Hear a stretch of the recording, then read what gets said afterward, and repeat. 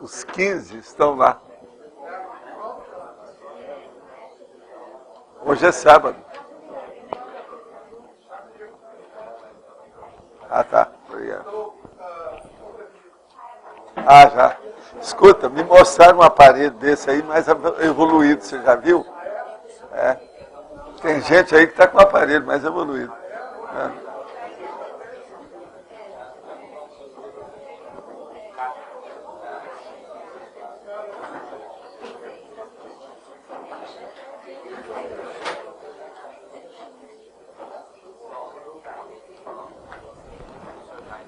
Opa, obrigado, hein? Ah, então tá certo. Muito bom. Escuta, você que vai bater, você espera que tem só alguns segundos. Pronto, agora já pode. Faltar 2 segundos.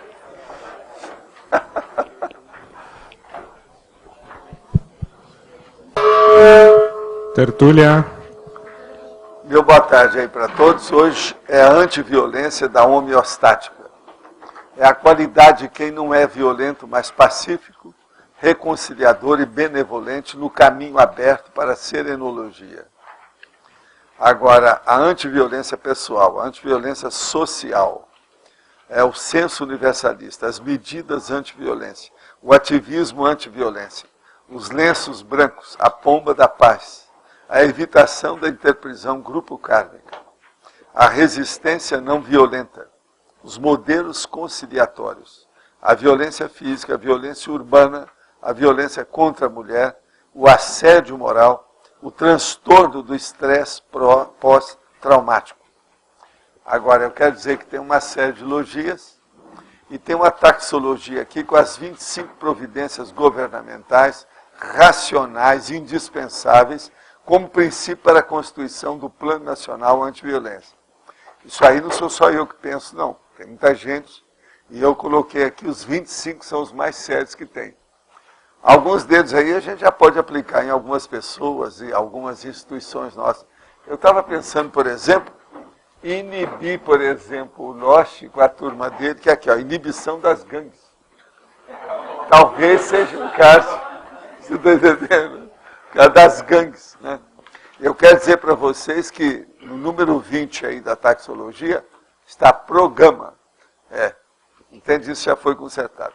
A condição pessoal da antiviolência é o primeiro passo para qualquer iniciativa evolutiva sadia da consciência, a fim de se estabelecer o rumo ideal para o objetivo mais correto. A antiviolência é defendida por você?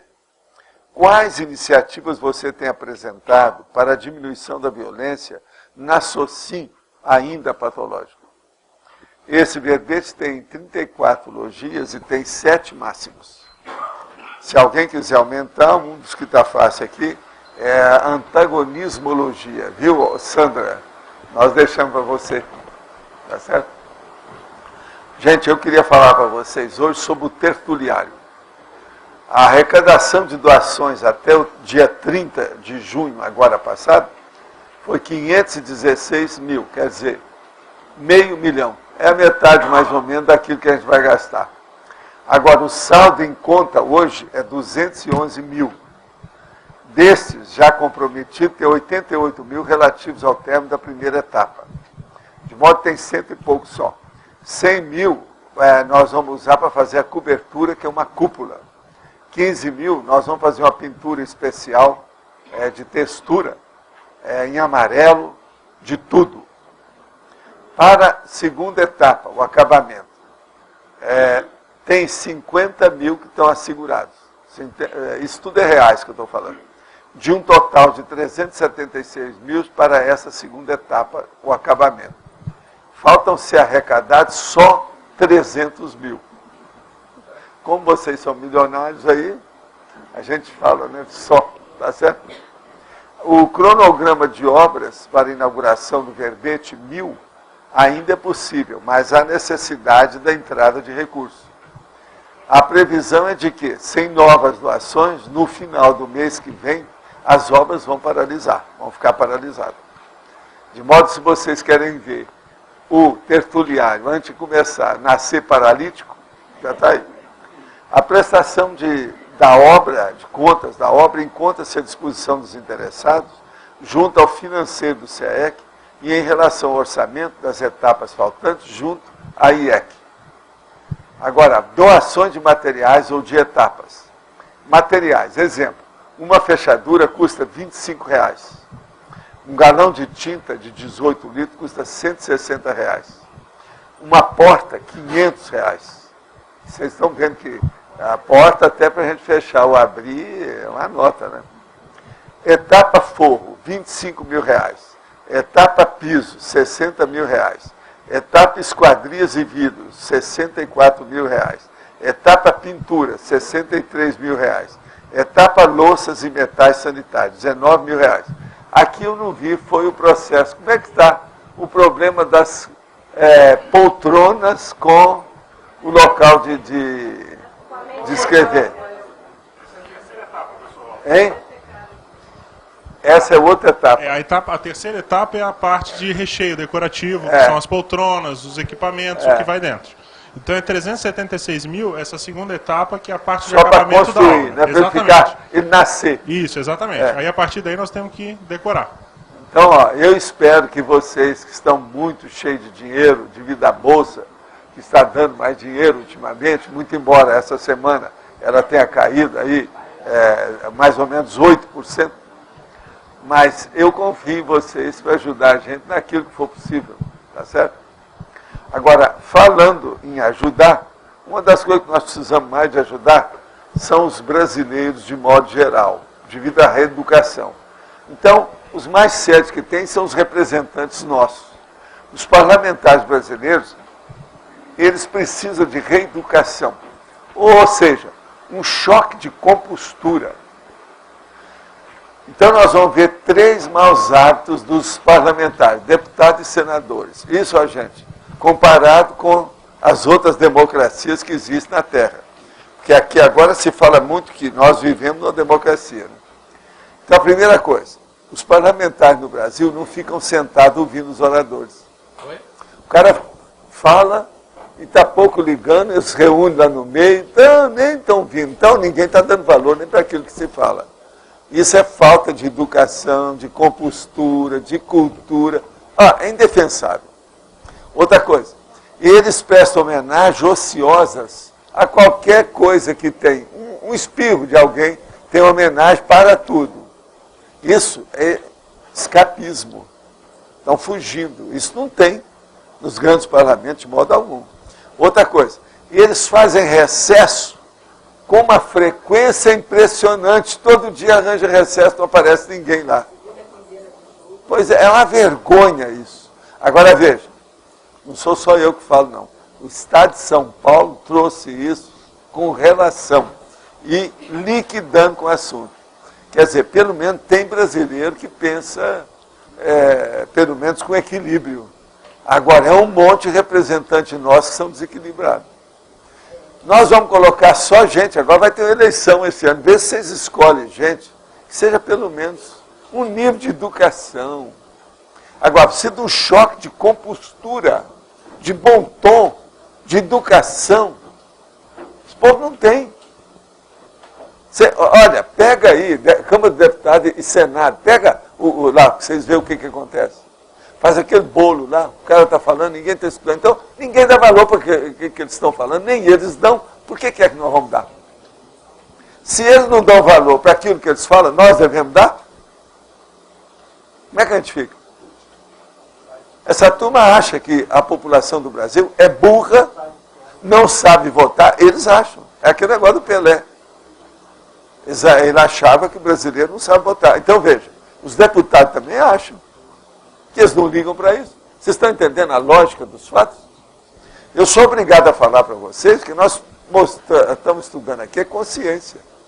A gente fala demais em cosmoética, né? Politicologia. Politicologia é das minhas sessões de verbete.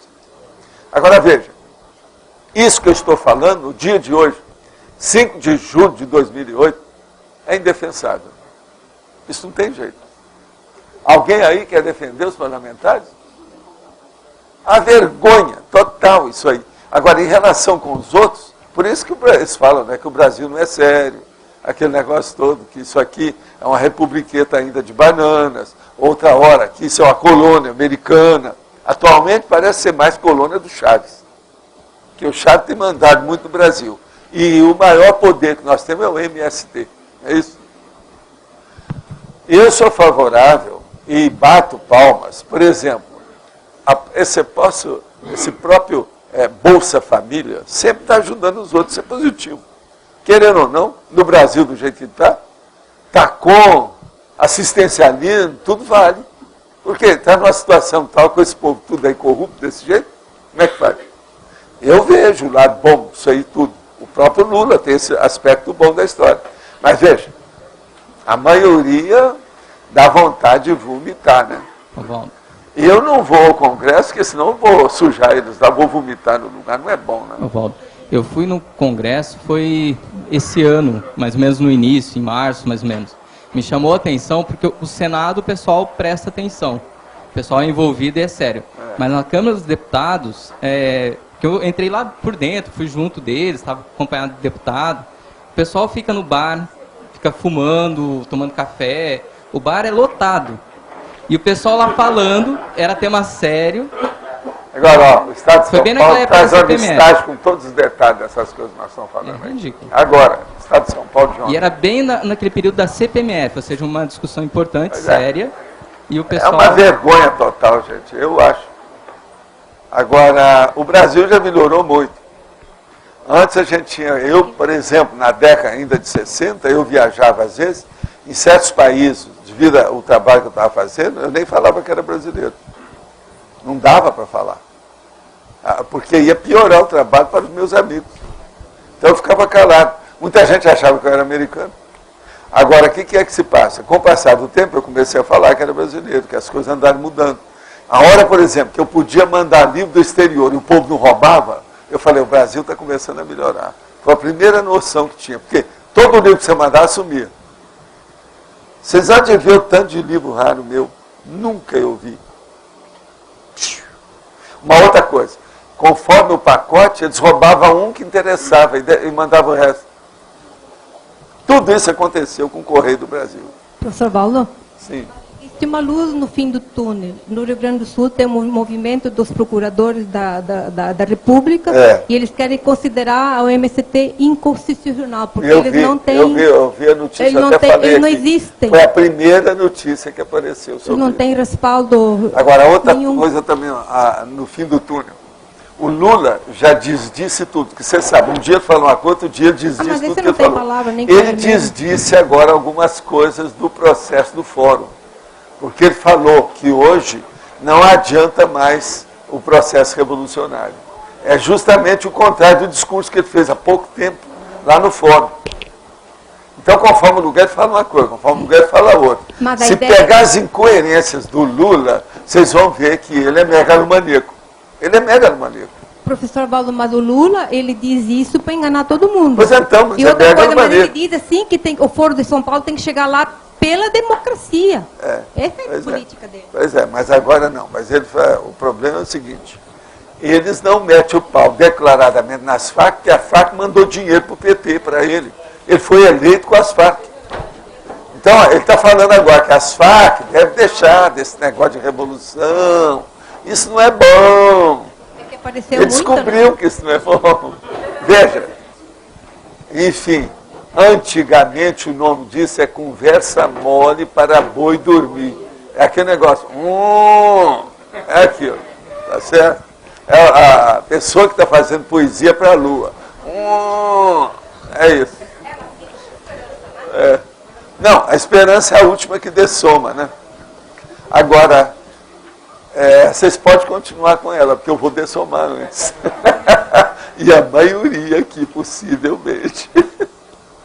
Agora, ó, a completude existencial proexológica, que é o processo aí do Losch que eu estava falando, o complexo, a rigor, é a max-completude, ou seja, é o conjunto de incompletudes acumuladas diariamente através das décadas das autovivências humanas. Então, veja, o que interessa são as mini-completudes. Não é um processo patológico de perfeccionismo. Ele representa a aplicação das técnicas inteligentes, do detalhismo e da exaustividade. Então, vocês querem chegar ao completismo?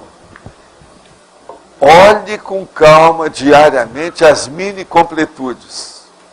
O ideal é criar um hábito de fazer as coisas corretas, sem o transtorno do toque. Sabe como é que é? Mas uma coisa correta. Completar as coisas. Então, o que é, por exemplo, que a gente fala aqui sobre a síndrome da dispersão consciencial? É justamente a incompletude. É a pessoa que não completou aquilo que precisava. Agora, veja, observe cada um aí, o que é que vocês estão deixando para trás incompleto? Quem deixa muita coisa incompleta não vai nunca chegar ao complexo. Não tem jeito, uma coisa puxa a outra. Complexo é uma reunião ou acumulação de mini-complexos. Você está entendendo? Mini-completudes. Mini-completismos pequenos. É a junção, a acumulação, entendeu disso? A convergência do conjunto é que vai chegar no complexo. Observa lá isso, Lógico. Eu estou falando para você porque você está querendo vários dados aí desses conceitos básicos da ProEx. Isso aí é muito importante. Valdo, aqui na fatologia, a terceira e quarta linha, a resistência não violenta, né? Essa é própria do Gandhi lá. Mas eu quero saber, na prática, por exemplo, num país como o Brasil, ou em geral, como é que dá para efetuar isso? O que é que eu fiz na minha vida? Durante o processo da Revolução aqui no Brasil, eu vi uma opção de coisa, falava nos bastidores aquilo que eu podia, mas não fui dar o contra em ninguém, porque não adiantava. Agora, eu comecei a fazer muita viagem, aproveitava para sair fora do Brasil, para fazer minhas pesquisas, porque eu tinha que sair mesmo. Então, para ficar em paz com a minha consciência e perante as coisas que eu via. Então, o que você ia fazer? Dar murro em ponta de faca? Porque com o jeito que era a Revolução, a hora que eles desbordaram, porque a intenção no início era boa, depois o negócio desviou tudo. Então, o negócio era pegar no trabuco. Eu não sou disso. Na minha mocidade, foi a mesma coisa. Eu sempre fui da não violência. A turma, vários amigos meus entraram para o Partidão. Então era da Voz Operária, aquele negócio. É tanto que eu lia sempre a Voz Operária, porque eles traziam os jornais para mim. E me seduziam de tudo quanto é jeito que eu podia. Você está entendendo? Para eu entrar para o Partidão. Eles queriam fazer a cabeça. Eu nunca entrei, nunca fui esquerdista para valer de nada. Por quê? Processo revolucionário. Eu achava burro. Eu virava para ele e falava assim, olha, em vidas anteriores, eu já cuidei disso, hoje não dá. Eu sou obrigado a fazer tiro de guerra porque não tem outro jeito. A lei exige, porque senão eu não recebo diploma. Valdo, então, veja, eu sou da não violência nesse sentido. Agora, por exemplo, durante a guerra, eu também era a mesma coisa. A gente estava olhando aquilo tudo. Antibelicista. Dá uma pena, né? A situação toda. Agora, amigos meus, eles se apresentavam como voluntários para a guerra. Mentalidade. Até hoje ainda tem isso, né? O que você vai fazer? Hoje já tem coisa pior ainda nessa questão da antiviolência, que é o Blackwater. Né? Por sinal, o Blackwater é o caso até de eu colocar aqui nesse bebê, chamar a atenção. No nosso caso, a TARES voltada para isso parece que é o ideal, né? É o ideal. E outra coisa, não adianta, não é com truculência que a gente resolve as coisas. Não é com gatilho. O processo é debate, a discussão. Discussão é o debate. É a controvérsia, é o parlamentarismo. É parlamentar, é a diplomacia. É o debate. Por exemplo, debate é uma coisa, gente. Hoje, dar tiro é outra. Hoje que você falou dos políticos, embora aquilo não seja... É uma atitude, vamos dizer assim, não violenta. Não, agora observa, Arlindo, uma coisa interessante. Nós estamos construindo, aí eu mesmo estou falando, o negócio vai ficar R$1 milhão. Chama tertuliário. O tertuliário é o debatódromo, ou debatório. É um lugar de controvérsia. É um lugar de guerra de ideias. Mas não chega ao tiroteio verbal. Vai até um certo ponto, mas ninguém não vai xingar a mãe do cara, daquele que está defendendo, não tem nada disso. Mas veja, esse é que é a substituição do esporte violento, da riscomania, da guerra, do terrorismo, da sabotagem. A guerra entra Mas isso o que tudo. nós fazemos aqui. Sabotagem, por exemplo, é um negócio terrível. E o escondimento da realidade, que é feito através disso, a propaganda, por exemplo, bélica, que não é fácil, não é? E os bilhões e trilhões que estão gastando com isso. Só essa guerra lá do Iraque, dos Estados Unidos, segundo o Hélio Fernandes, eles nunca falam o total de bilhões que já gastaram. Mas são trilhões até o momento. Trilhões de dólares já gastaram com guerra para matar os outros. Inclusive matar americanos, estadunidenses. Isso é um absurdo. Então, Agora, nós estudamos Conscienciologia. Eu sou obrigado a mostrar para vocês aonde as patologias, que é o que eu estou falando aqui hoje, porque a antiviolência é uma patologia social. Agora, o que é que se passa? Hoje eu já falei aqui várias coisas. O negócio dos parlamentos, o processo do Fórum de São Paulo, o problema do Blackwater, esse caso de modo geral aí que nós estamos falando. acho que todo dia aqui nós temos uma resistência antiviolenta. Por exemplo, também o teu livro, o Antibelicosos, também é uma resistência contra... Pois é, mas tudo é o processo da não violência. É o Satyaragaya. Val, então, isso que eu ia falar. O Satyaragaya não poderia entrar ou em estrangeirismo, ou aqui na resistência... Não, pode pôr, eu não quis colocar, porque tem tanta coisa lá no livro, se eu for passar, dá um monte aqui. Mas é que eu acho que esse Mas é tão talvez a gente dentro, ponha. né? É tão dentro, acho É que só vale eu a pena. pegar lá no Pacífico e colocar, tem um monte de coisa para colocar. Mas eu acho que o Eu quis só Satyaragaya... colocar, gente, para chamar a atenção, principalmente nessa taxologia, esses 25 itens. Apoio a mulheres em situação de risco. Apoio à recuperação de dependentes bioquímicos. Campanha de desarmamento geral. Capacitação de agentes penitenciários. Censo penitenciário. Educação e profissionalização de detentos. Já pensou se fizesse essas coisas aqui em Foz? Ia acabar possivelmente com 90% da criminalidade aqui na área toda. Agora, tudo, o povo sabe o que tem que fazer, mas ninguém está fazendo. São poucos, não há recursos, o povo não ajuda. Tem uma opção de coisa. Valdo, Sim. outro ponto é que esse verbete acho que é antigo também, né? Culturologia, hoje tem muita questão da cultura da paz. Poderia entrar aí também. Pode pôr. Agora, a Rosa não está aí hoje, não, né, para anotar. E tem também outro ponto... Quem é que vai anotar? O Sandra, você quer anotar? Anota isso. Satyaragaya, cultura da paz. E o outro que também hoje se discute muito é educação para a paz. Também se fala muito. Também se fala muito, isso tem muito na internet. A Unesco tem agora, nesse sentido. Como da minha relação é mais completa, lá do Homem Pacífico. Com certeza. Tem mais coisas. Fala. Professor Valdo, na fatologia, na segunda linha, você colocou aqui o mitridatismo. A ideia aqui seria o quê? A resistência, por exemplo, ao assédio, que de alguma forma também é uma forma de violência. Seria isso? Mas não é só isso. Hoje eles têm até um nome que chama resiliência, não é isso? Tem uma série de condições dessas.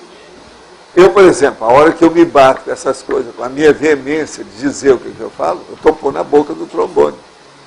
Isso é resiliência até um certo ponto. E é também o mitridatismo.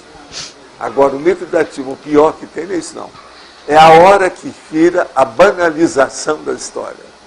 Então, por exemplo, hoje, o pai joga a filha pela janela. Está banalizado. O outro já fez isso, a mulher fez isso, o outro fez isso.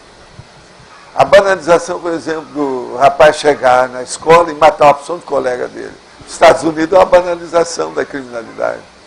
Agora, o Brasil, a banalização. O cara roubar. Hoje, tem até elogio, todo mundo ri e fica nisso.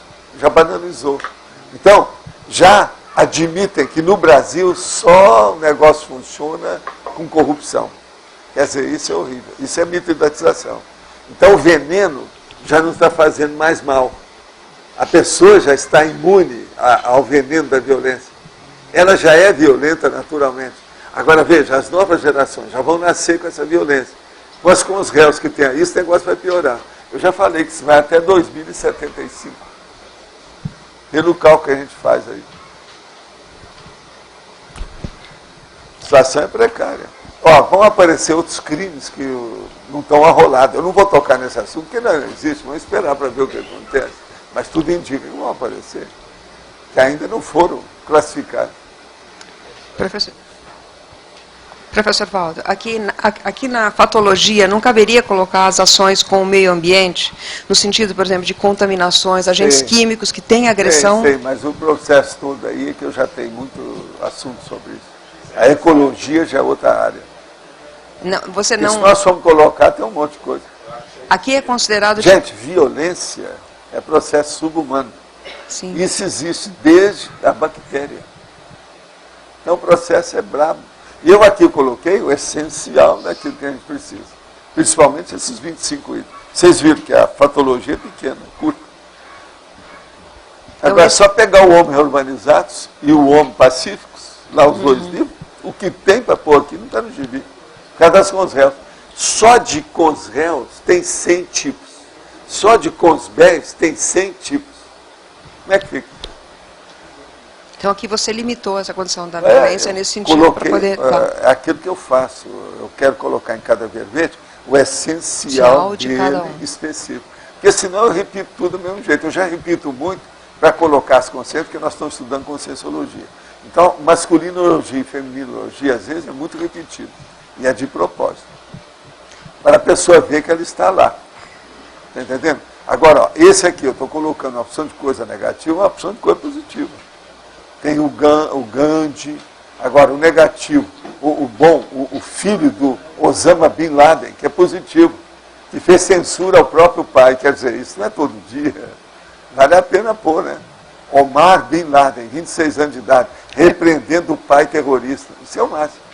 Agora, outra bobagem, o exterminador do futuro, o ícone global da violência, o Schwarzenegger. Esse cara é terrível. Eu pensei porque é que você colocou a violência urbana, né? Então, no caso, é uma forma de violência, né? Você transgredir... É o processo ecológico.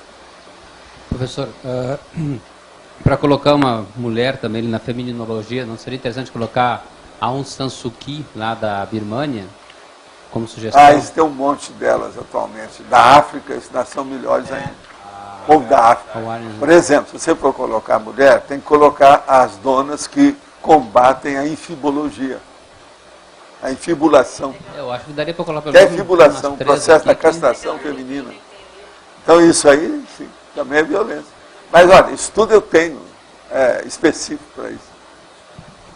Você quer falar?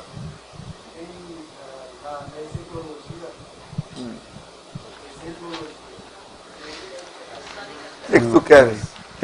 Tem algum traço de personalidade que você considera crítico, assim, que mantém essa antiviolência incompleta? Ou seja, mais para o lado, mantém a ironia nesse sentido. O que é que mais mantém isso?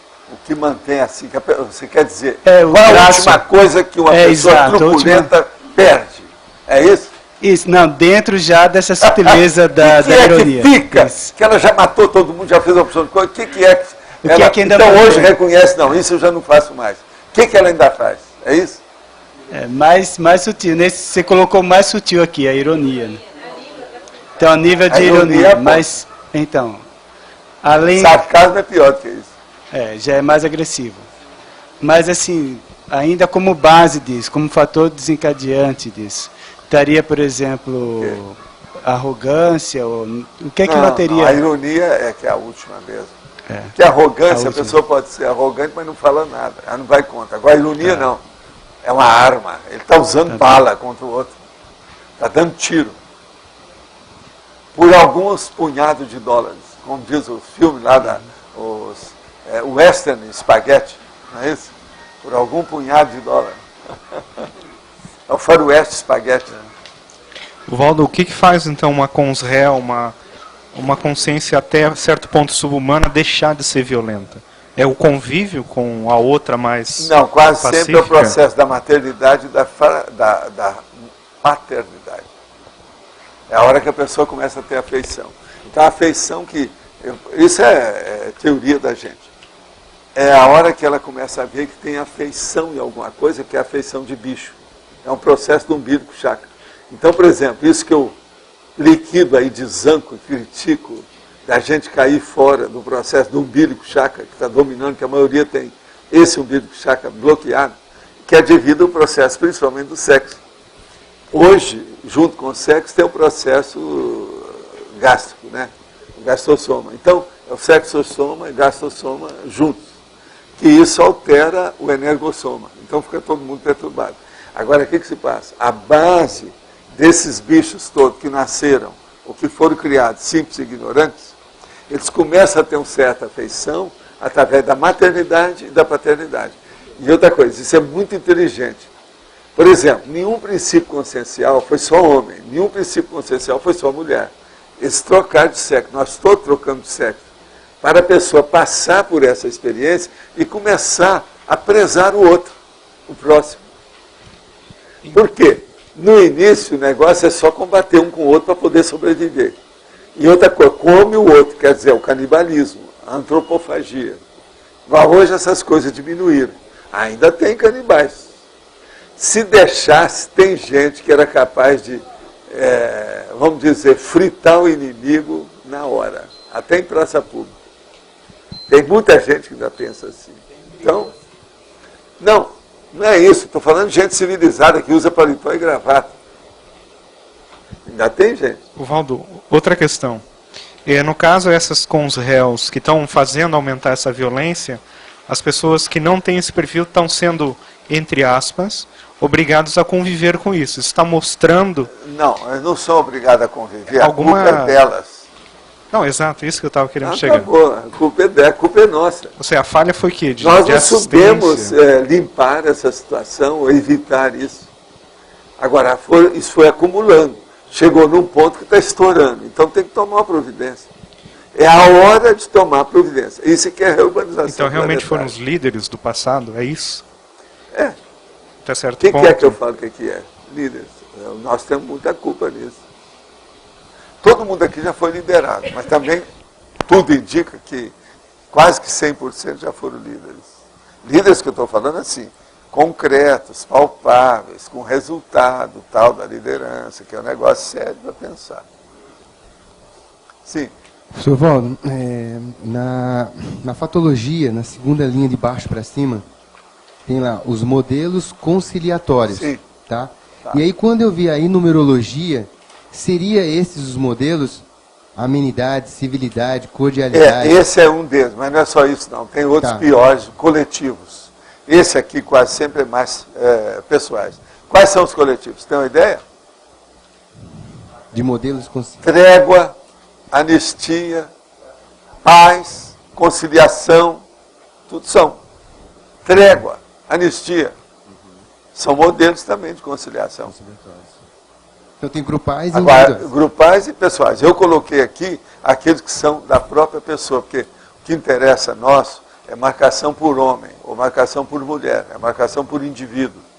Para nós fazermos, levedar a massa, né? Pegar o negócio. Mas tem que começar pontualmente por unidade, por indivíduo, por consciência. Sr. Valdo, uma outra pergunta. Você falou que tinha um aparador, né, o espartano. Aí você falou que ele trocou a espada pela pena. Foi. Como que isso se deu? Como que... Ele quebrou a cara, né, então ele deixou Esparta e foi para Atenas. Agora, ele encontrou qual foi o traço? Ele encontrou comigo assim, você era de Atenas, eu era de Esparta. Ele sabe disso. Ele foi contra mim. Uma opção de coisa, ele estava errado. Hoje, ele é um dos meus orientadores aí, alto nível. Ele é fora de série. Eu estou falando, ele está aqui. Estou sentindo aqui a energia dele. Não é minha, eu não estou mandando, é dele, está passando aqui. Está sentindo isso? Sentindo?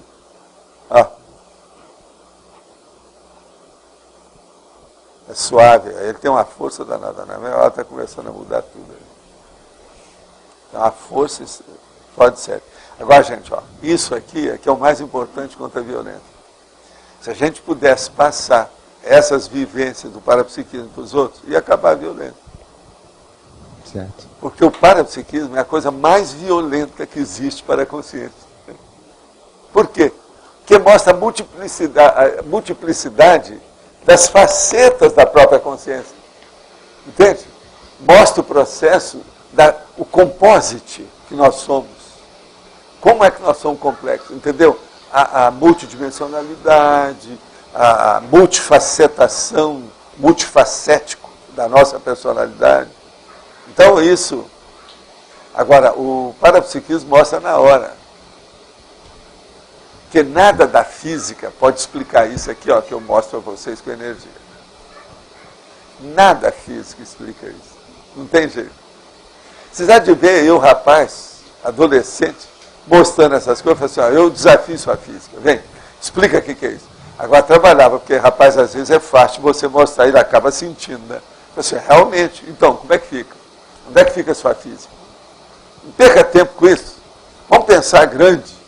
Tem coisa melhor. Não repita a sua vida passada. Alguns me seguiram até por causa disso, dentro do trabalho. Agora, veja, se eu fosse, eu montar, por exemplo, lá no shopping, montar lá uma abertura daquela lá para mim, que eu vou dar energia dia e noite. Mas falando tudo na cara das pessoas, do jeito que eu fazia nas feiras esotéricas. Eu garanto para vocês que eu vou ter mais gente lá do que todo mundo em qualquer restaurante. Mas eu não vou fazer isso. Agora, nas feiras esotéricas, nós chegamos a colocar 20 pessoas atendendo os outros na fila. Fazia fila. Você lembra disso? A Malo participou, um monte de gente. Agora, eles davam a praça das feiras esotéricas para a gente. E a gente atendia aquele monte de gente. Agora veja, aquele atendimento era atendimento suave, né, de amador. Agora um profissional não, seria ela falar as verdades todas para a pessoa e julgar tudo na cara, para dar um impacto terapia. Esse aqui é o bom, né? Tem muitos desses que eu fiz, os caras estão todos trabalhando conosco. Um deles que ficou clássico, porque todo mundo viu o que eu fiz, é um nosso amigo que trabalha nos Estados Unidos. Você sabe quem, né? Luiz Mineiro foi isso. Ele chegou, deu uma geral nele, todo mundo viu. Falou assim, ó, vem cá, vocês vão ver uma pessoa aqui com esse rapaz. Aí ele mudou. Mudou a vida dele, ele teve que mudar tudo, um monte de coisa. Agora, às vezes, eu estou dando um exemplo, igual esse tem um monte de homem e mulher. Tem uma, por exemplo, que era prostituta. Eu comecei a falar a verdade, dar tudo com as colegas dela. Ela mudou toda. Então, o problema todo de parapsiquismo é chegar nesse nível. Mas veja, nós não podemos fazer isso e estabelecer uma fila e atender todo mundo que aparece. Isso é estupro evolutivo. Nós estamos ultrapassando os limites dos direitos das pessoas. Agora, aqui conosco, eu procuro ficar dentro dos meus direitos. Se eu passar, vocês gritam. Mas agora, o que você faça? E eu procuro ir até o limite, para não passar da conta. Agora, vocês, hoje, entendem mais esse assunto. A gente já pode, vamos dizer, aumentar um pouquinho, caminhar mais alguns passos na situação. Mas isso é a parte tudo para acabar com a violência, era isso. Mas não adianta. Se você chegar ao Congresso e mostrar uma coisa dessa, todo mundo quer que você seja guru dele. Isso já aconteceu comigo, com os políticos. Eles vão querer tirar partido para fazer maracutaia através do seu conhecimento parapsíquico. Por isso que tem, na Argentina, por exemplo, é chamado até do brujo. Cada cara que entra lá arranja um brujo. Não é isso? Quantas vezes não teve isso? Professor, duas questões. Primeiro, em relação ao espartano. Na mesma época que ele estava em Esparta, o senhor estava lá na... ele mesmo lembra disso. Foi ele que, de cara, veio e me falou.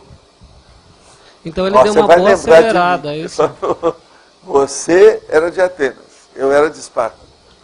Então ele deu uma boa acelerada nesse processo, porque se ele ainda estava na guerra... Ele já era grandão, né? Já era uma cabeça, né?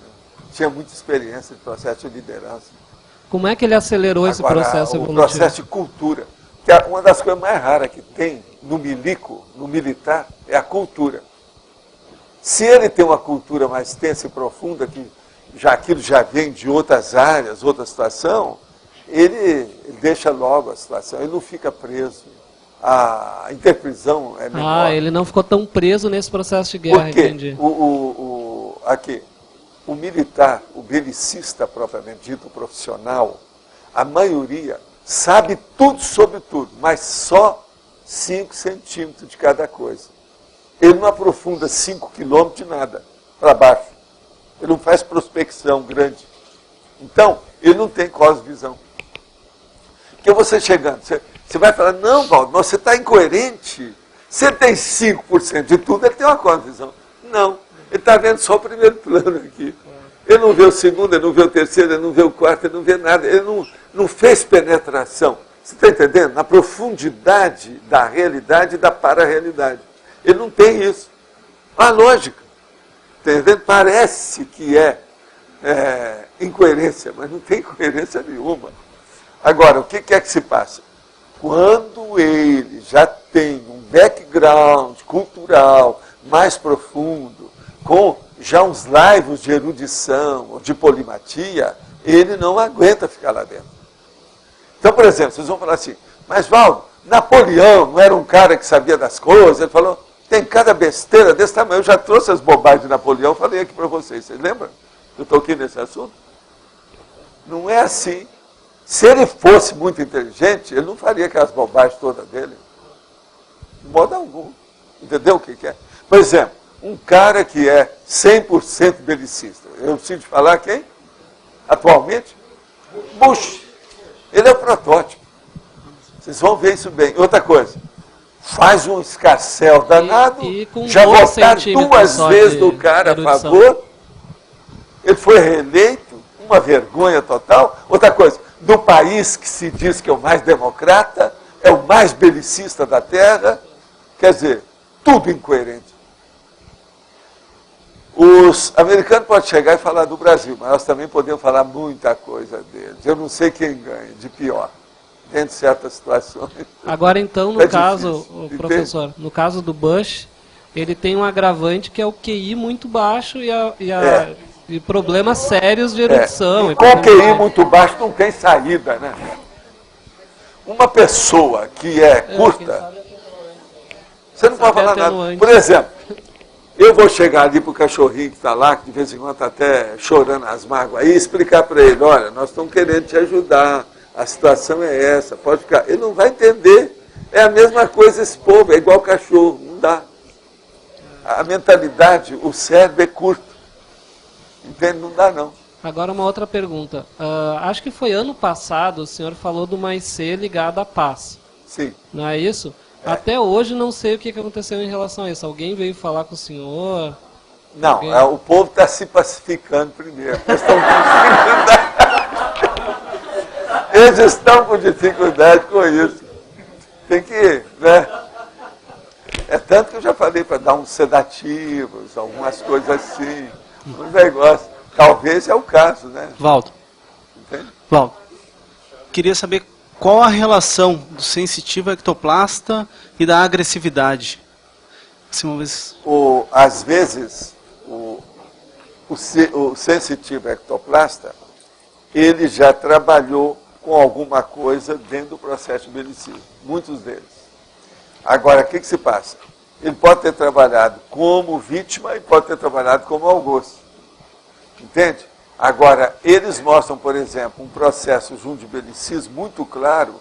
Há um problema de trafar muito óbvio, que é a imaturidade. Observa o tanto de médico que você estudou, tudo imaturo. Eles não viam a prioridade daquilo que estava. Agora, o que é que se passa? A culpa também não é só deles, é da própria composição, entende? Da vida deles. Por quê? Todo mundo fica exaltando o cara ou a mulher.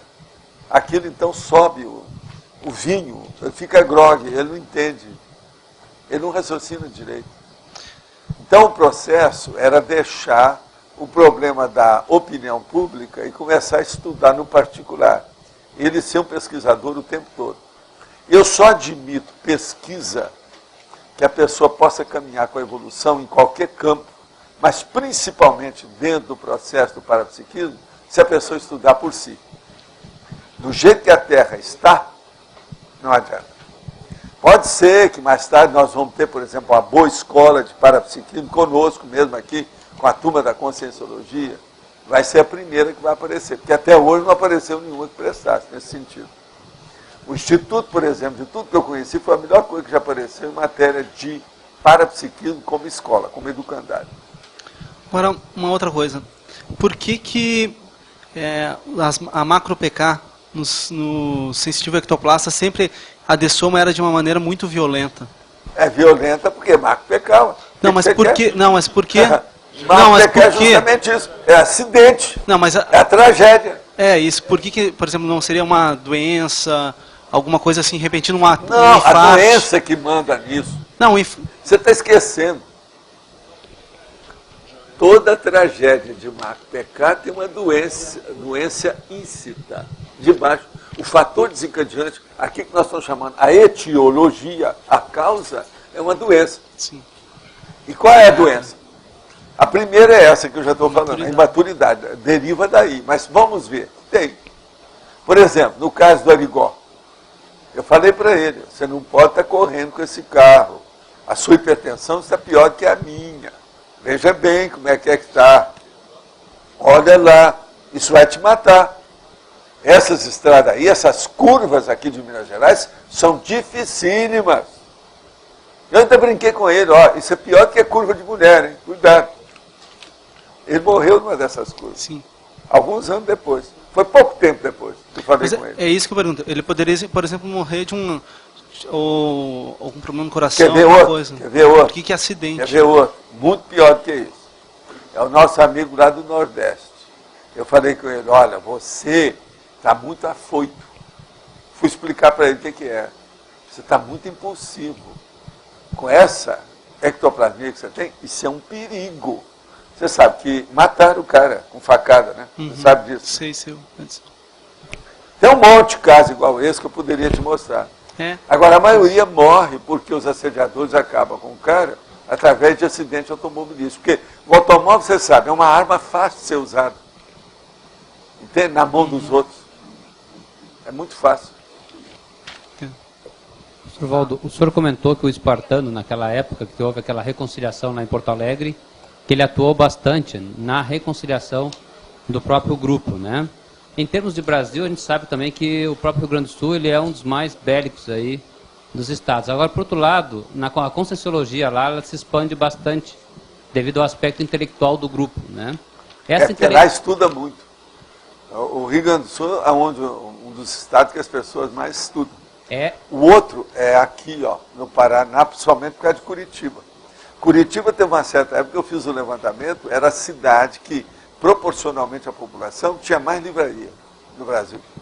Agora, é essa intelectualidade que ameniza um pouco o processo bélico que existe forte no Rio Grande do Sul, ou teria mais alguma coisa que ajude nisso fortemente para evitar esse belicismo por lá? Né?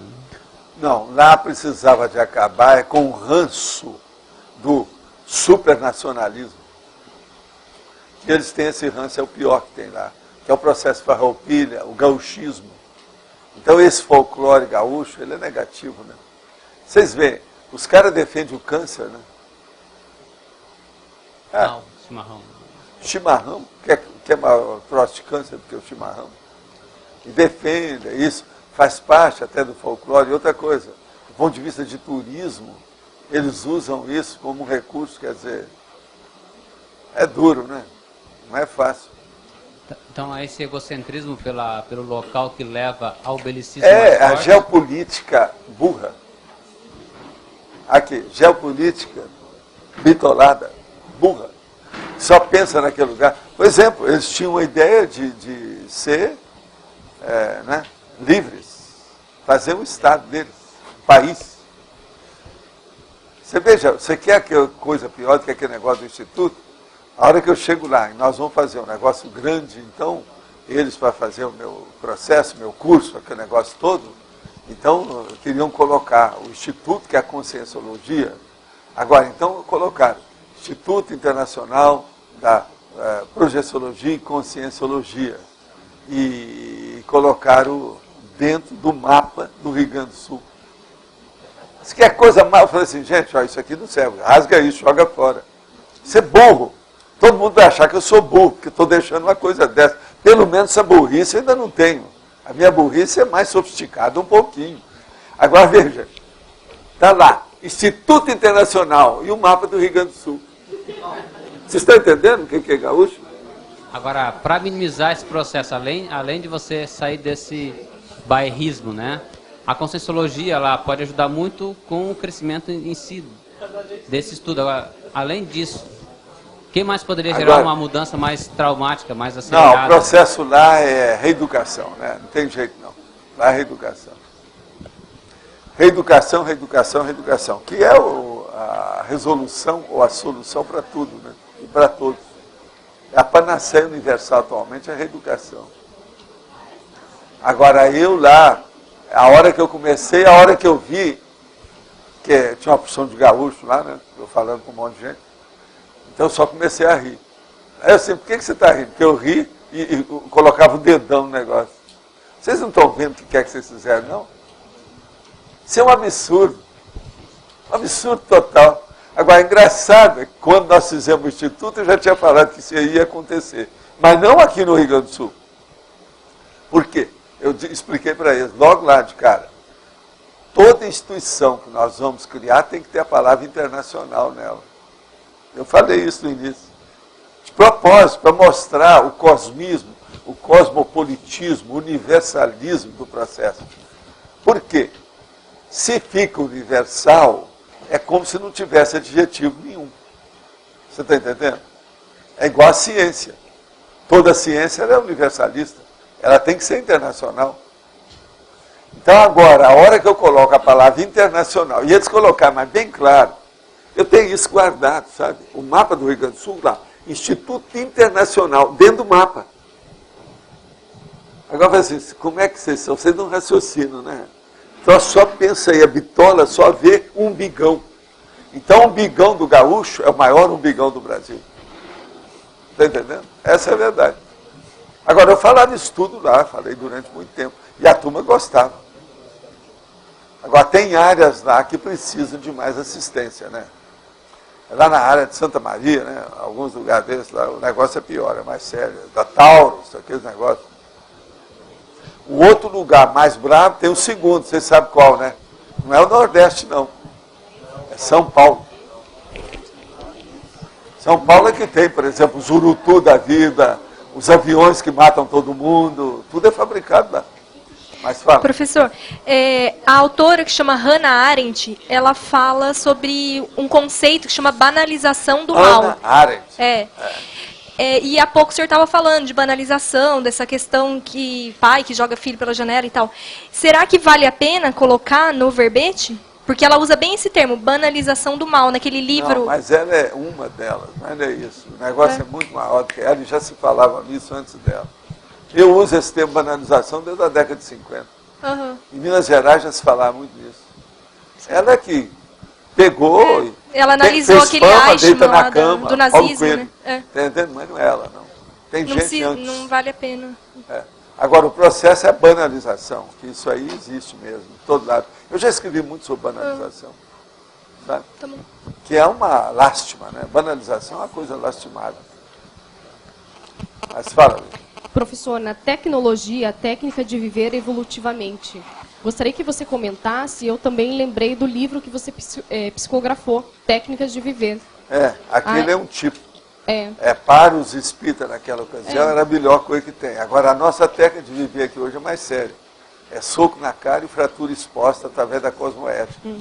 Está muito mais rígida, e muito mais profunda, muito mais abrangente. Eu li, eu observei isso. Eu gostaria que você comentasse sobre essa consciência que auxiliou você nessa psicografia. O caso dele é o seguinte, vocês estão recebendo mensagem dele até hoje, mas não é ele, não. Ele está ressomado, ele é um homem, eu sei de tudo, porque ele acabou de dar as mensagens e falou assim, ó, dentro de alguns meses eu renato. E foi o que aconteceu mesmo. Agora, então, ele hoje é um homem de mais de 50 anos por aí. Está entendendo? Eu acho que desconfio quem seja, mas nunca falei nada. Agora, ele tem uma conotação estrangeira, ele não mora no Brasil atualmente. Em inglês? Não. Não. Ele é nórdico, né? Ele é do povo de lá, ele não sabe como é que é a situação. Mas as ideias dele se aproximam com a Conscienciologia? Uma porção de coisa, porque ele queria escrever mais, mas é que não dava, né? No movimento espírita não dava. Mas ele conhecia tudo. Ele fez curso intermissivo. Entende? Desses lá que a gente recebia, um dos mais avançados. É tanto que eu não mandei as mensagens para a federação, que ia criar problema. Nós publicamos lá. Técnica de Viver foi publicado lá em Minas. Mas hoje, digamos, atualmente ele não participa das ideias? Não, ele está fazendo um trabalho que está um negócio muito sério com ele.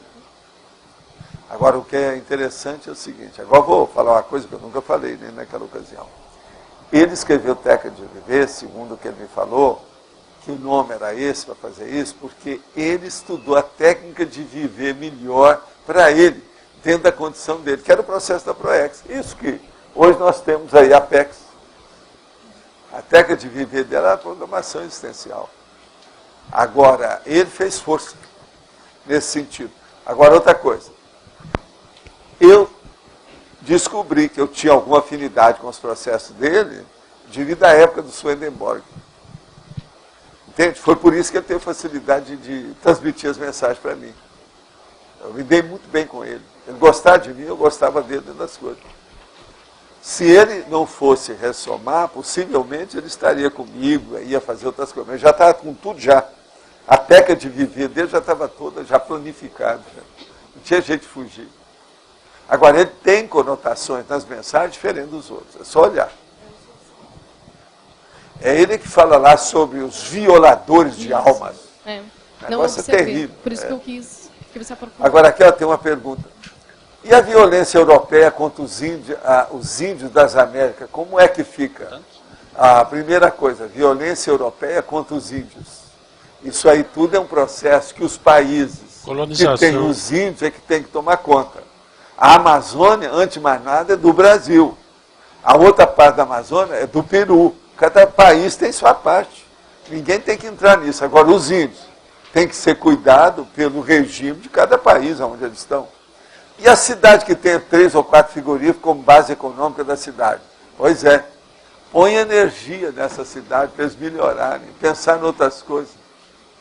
Tem muitas outras indústrias que podem ser melhor do que essa, não é isso? O senhor comenta aqui na megapecenologia, violência, megatrafar televisivo, né?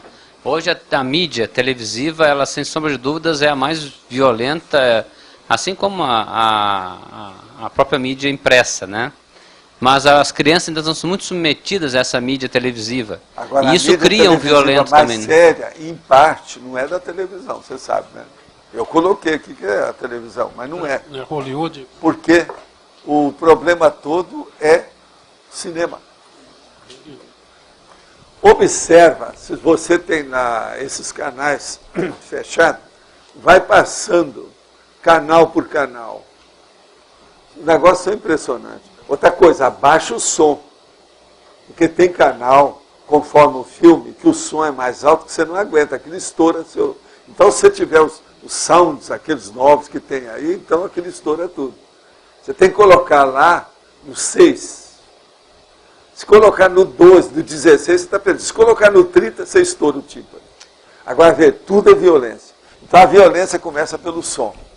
Agora, os pais, com relação aos filhos estarem assistindo esse tipo de mídia... Não, né? Não é isso, é um monte de besteirada.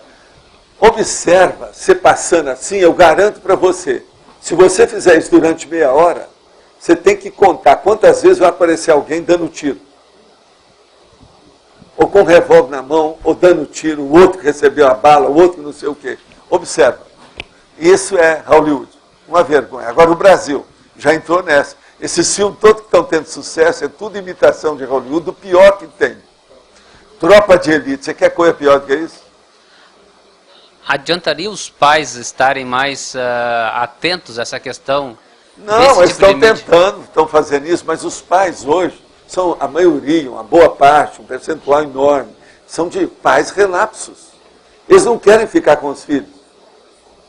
Qualquer um quer mandar para outra coisa, tomar conta, a escola tomar conta, o outro tomar conta, que não sei o quê. Manda fazer esporte para tomar conta, para ficar livre dos filhos em casa. Homem e mulher, estão tudo fazendo isso. É tanto que já tem até as hipóteses, aquele negócio todo, né? Que antigamente era o processo. Como é que vai ficar o futuro? Então eles esperavam que o futuro seria que os jovens, os filhos, iam deixar a casa cada vez mais cedo. Agora, atualmente não é isso não. Eles não pensaram que quem está deixando mais cedo são os pais que estão deixando os filhos. Inverteram a situação, de vidas com os réus. Isso tudo é coisa da agora, do ano passado para cá, estão falando demais nisso. Entende? Se esperava o seguinte, todo mundo está deixando a família naquela ocasião, vamos supor, apenas uma hipótese, com 30 anos. Hoje estão deixando já a casa com 15 anos. É isso que eles esperavam hoje acontecer. Agora não está acontecendo, está acontecendo pior. Os pais não querem saber dos filhos. Então quem está deixando as casas são os pais. Você entendeu a situação? Agora, ó, isso é o efeito com os réus, da reurbanização. Isso é um fato. Tem um monte de dados aí, é só pegar a internet que a gente vê. Tudo que eu estou falando aqui é baseado em fatos que alguém já falou, que tem exposto o processo, situação para valer. Sim. Professor Valdo, sobre isso que você está falando, ontem ocorreu, coincidentemente, que eu, assim, saturada dessa agressividade no ambiente escolar, eu cancelei aulas de pintura que eu tinha marcado com os meus alunos e fiquei umas 3 aulas falando sobre isso, sobre violência, sobre roubo, porque, assim, é normal, eles convivem com isso, a direção, supervisão, todo mundo acha que é normal isso. Já ocorreu, assim, numa aula, 3 celulares serem roubados. Daí, dali meia hora, o celular já está fora do colégio, já tem gente que passou. E assim, eu não consigo conviver com isso. Só que, daí o que a gente faz com isso? Como lida com isso? Eu te aconselho o seguinte. Porque assim, eu sou professora de artes. Caldo de galinha e paciência. Não faz mal para ninguém. Porque ontem eu estava assim, saturada. Água com açúcar antes de ir para lá. É o jeito. Daí, assim, ontem eu estava saturada, falei assim, gente, hoje toda a criançada animada com aquele monte de tinta, papel. Eu falei, hoje não tem aula de pintura, todo mundo guarda tudo, vou falar de outra coisa. Não interessa para nós a aula de pintura. Tem outras coisas mais importantes que a gente não está vendo. Você está esclarecendo a turma. E daí eu vi assim, que alguns alunos eu toquei, os melhores, que são os que não precisam, né? Mas... Daí o que eu faço com isso? Porque assim, aquilo que você falou da mitridatização já ocorreu. A diretora fala assim, roubou celular, por que leva celular para a escola? Não tem que trazer celular para a escola? Bolsa de professor, né? Roubada, bolsa inteira da professora. Né? Saltar de banda, né? E assim, eu já fui 5 vezes que coisa minha sumiu. E não é pelo valor, mas assim, eu me sinto agredida quando assim, olha, eu vou começar a fazer a chamada dos ladrões. Então vamos. É isso. Dá-se os impactos, às vezes dá certo. Quando acontece. Dá os impactos sem mostrar quem é, de modo geral. Como é que é, gente? Isso aqui, nós vamos doravante deixar de ser um sindicato de ladrões? Fala desse jeito, dá um impacto assim grande. E a minha escola é uma escola... Uma ladruagem. Vocês têm essa vocação?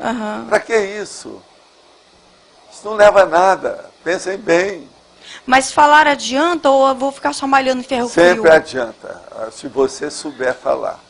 Primeiro, não fale com raiva. Foi que eu fale fiz positivamente, ontem, como se fosse uma mamãe deles. É o jeito para você fazer rapport. Agora, segundo, insista dentro daquilo que eles possam entender de imediato, baseado em fatos que sejam contra eles. Olha, isso vai ser contra você. O seu fim é isso que você quer? Se você continuar assim, fica assim, assim, assim. Se vocês continuarem desse jeito, a tragédia vai ser essa. Vão colocar a vaca no brejo. Use expressões que eles possam entender. E arranja, assim, determinados macetes, slogans.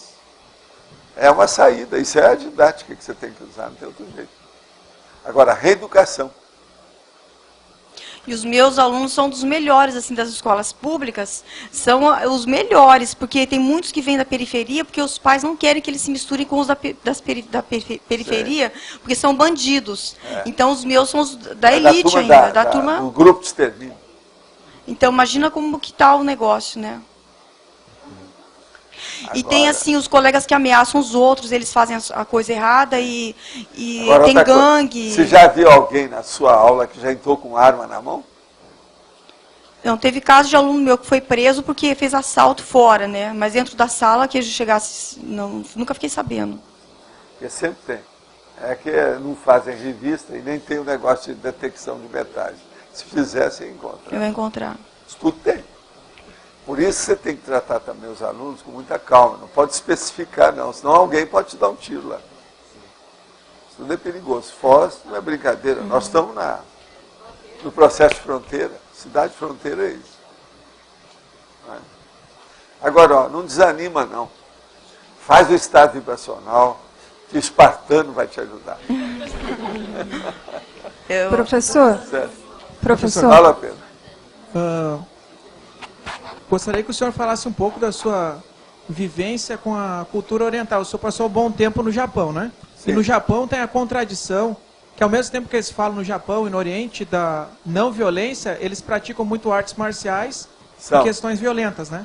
E teve mais o agravante da bomba de Hiroshima, que influenciou. Mas o problema não é esse. Lá é porque tem o processo do fanatismo religioso.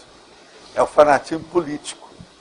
Por exemplo, a Segunda Guerra, eles fizeram aquilo tudo por causa do fanatismo religioso. O Hirohito, que era o chefão na ocasião, era considerado um deus na Terra, por todos eles. Agora, quando o japonês pensa numa coisa, é aquilo. Ele não tem meio termo. Então, quando houve o fracasso da guerra, uma das piores coisas, de maior humilhação que já houve internacional todos os tempos, foi a palavra do Hirohito. Vale a pena até ver. A palavra dele na hora da rendição, como é que ele foi falar com o povo? Porque durante décadas ele foi considerado um deus. Aí ele falou que o deus acabou, que isso, aquilo, mas terrível. Em matéria de julgar a toalha, foi uma das piores coisas que eu já vi na história humana até hoje. Principalmente na vida moderna. Nunca vi nada igual. Foi a rendição dele com o Japão. Vale a pena ler a situação da rendição. O que é que ele falou? E outra coisa, falou para todo mundo através de rádio. Agora, o japonês é capaz disso. Eles são frios, né, para examinar a situação. Sim. Então, de uma hora para outra, mudou tudo. É sair do paraíso, que o cara veio do paraíso e mostrou que ele era um satã. Agora, você tem que lembrar que o povo era tão fanático que tinha o Zero, que eram os aviões Zero, que vinham os suicidas, pilotos suicidas. Então, por exemplo, os kamikazes lá, eles são dos maiores, é muita gente que morreu como kamikaze. Hoje, eles estão fazendo o homem-bomba, a mulher-bomba, a gestante-bomba, que é tudo imitação dos japoneses. Agora, o kamikaze é dos mais sérios. Outra coisa, você sabe o que é araquiri, não sabe? O quê? Araquiri é colocar uma faca na barriga e abrir de fora a fora. O cara morre na hora. Sim. Que corta principalmente já as artérias grandes, abdominal, aqui, ó, vai tudo embora, na hora. E agora, hoje... expõe todas as vistas do cara também no momento. Isso é araquiri. E hoje é bem vivo isso ainda lá no Japão, a cultura do suicídio, né? Pois é. Tem bastante coisa, apologia até na literatura quanto ao suicídio, né? Agora, não é só isso, não. Eles também exigem muito do povo. Você está entendendo? Por exemplo, eles fazem como se fosse uma família, uma indústria. Então, todo mundo tem que trabalhar como se fosse uma máquina. O negócio é terrível. Tem que dar o resultado daquilo. Isso tudo eu sei. Agora, tem gente que tem pensamento muito mais avançado, já está mais, entende? Já tem alguma respiração mais ampla de evolução. Mas isso é minoria ainda no Japão. Muita gente ainda é bitolada ainda. Agora, uma coisa que não favorece eles é que eles são muito fechados neles mesmos. O Japão, se todo mundo sair na rua conforme a cidade, não tem lugar para o povo. Sim. Se todo mundo ficar na rua, não dá espaço. Então é muita gente um em cima do outro que mora lá. O estudante tem que levar em consideração. Você sabe que uma vez eu quase fui atropelado, né? Por causa disso. Eu vi lá, foi um custo para chegar numa determinada casa que eu ia, que eu tinha que ter uma reunião, que era uma reunião social, mas tinha gente internacional, diversos países, e eu fui. Foi um custo para o motorista, mesmo com o mapa da casa dele, porque lá quando eles dão um cartão, eles te dão um mapa, onde é que é, porque senão você não alcança. Hoje eu não sei como é que é mais no Japão. Isso fazem mais de 40 anos. Agora, o que se passa? Eu dei para o motorista e falei assim, eu quero ir aqui. E ele olhou. Então, de vez em quando, ele parava no meio das avenidas, da rua. Tem que parar, que tem um lugar que você consulta. Como é que faz agora para ir nesse próximo lugar? Tem um guarda, então, que explica para você. Ele parou aquilo tudo até nós chegarmos na casa. Chegou lá, só tinha uma parede assim, aquele muro. Eu falei assim, não, mas é aí. Então, tinha um número, é aquele lá. Era o cara, porque tudo é fechado, não tinha nada. Mas, depois que saiu aquilo, a gente foi organizar lá, ver a situação, eu estava com mais 2 americanos, e nós fomos ver o ambiente como é que era. E a gente está olhando aquilo com calma, quando de uma hora para outra, vem aquela, vamos dizer, o estouro da boiada de gente. Uau! Mas milhares de alunos, tudo igual. O japonês já é igual. Agora, com o uniforme, vocês vão ver, mas tudo igual. Você olhava assim, tudo era clonado. Mas milhares, e quase passando em cima da gente. Eles tinham aberto, então, dos portões de uma escola e tinha acabado o horário. Então, os americanos, segura aí que nós não sabemos. Aí a gente foi para o muro, encostamos no muro para o povo passar. Tropel, de cavalo, a mesma coisa. Agora, outra coisa, até hoje, em certos lugares do Japão, nas piscinas públicas, de hora em hora tem um cara que dá um apito, todo mundo sai da piscina para ver se não tem alguém afogando. De tanta gente que é. Então, veja, esse processo da superpopulação do Japão, eu vi isso de perto. Por isso que é que eu conheço essas coisas mais do que aquilo tudo que eu escrevi aí no Homem Urbanizado. Sobre a superlotação das coisas. Isso é um fato. Agora, tudo lá é assim. Então, é a mentalidade, é a cultura. Isso aí é que é o duro, é a mesologia, é a etnia. Agora, tem muitos idiotismos culturais enormes, igual toda cultura. Né? Sim, mas lá tem o agravante deles ter a intelectualidade desenvolvida e ser, por exemplo, apegado às artes marciais. Não, que é outra coisa, eles são os maiores macacos da paróquia. Primeiro eles imitaram a China. Atualmente, depois, sim, com a guerra, eles imitaram os americanos. Também. Hoje eles estão imitando todo mundo que aparece. Sim. Foi China, Coreia, tudo é imitação. Agora, quando você vê uma pessoa de gabarito, é uma cabeça. Né? É igual o que era esse meu amigo, Sakurai. Ele era um cientista internacional. Uma cabeça. O homem era fora de série. Outra coisa, uma finura, educado, alto nível. E falava tudo em cima do lance ali. Grande comunicação, assim, ó. Mas tudo tipo japonês, né? Sim. Un petit comité, da boca para o ouvido, mas fora de série. Então, essas são exceções. Agora, por exemplo, as tradições são terríveis, né? Você vê o Takarazu, cara. São as mulheres que fazem papel de homem. O teatro, e aquilo é para o resto da vida. Sim. É o kabuki, a mesma coisa. São os homens que fazem papel de homem e de mulher. E é para o resto da vida. O sumô. Também. O cara entra naquilo, quando ele chega com 30 e tantos anos, ele vira professor daquilo. Sim. Tudo deformado. E tratado tudo como errado, Deus, né? Sim. A dieta errada, tudo. E sabe que aquilo faz mal, mas estão um pouco ligando. Sim. E aqueles caras lá que parecem macacões enormes e tal, um brigando com o outro, tudo orangotango, né? Cada um maior do que o outro. Cada coxa, cada bumbum que é um troço. Quanto maior, melhor. Uma vergonha, né? Tudo então, ó, um troço. Agora, pelo menos isso já é melhor do que adorar a vaca. Na Índia é pior, né? Sim. Comer a bosta da vaca também que eles fazem. Isso aí eles fazem também. O Gandhi foi um adepto disso, né? É lógico. Professor, outra questão. O senhor teve experiências extrafísicas no Japão. Como é que é a realidade extrafísica de lá, por causa desses idiotismos? Tem lugar que é muito pesado no Japão, mas tem lugar que não é. Devido ao processo da adoração deles, eles pensam tudo positivo. Tem um lugar no Japão, por exemplo, que é um verdadeiro chácara, chama Nara. Lá tem um Buda enorme, do tamanho de uma montanha. Mas o ambiente, o ano inteiro é gelado, é frio. Sim.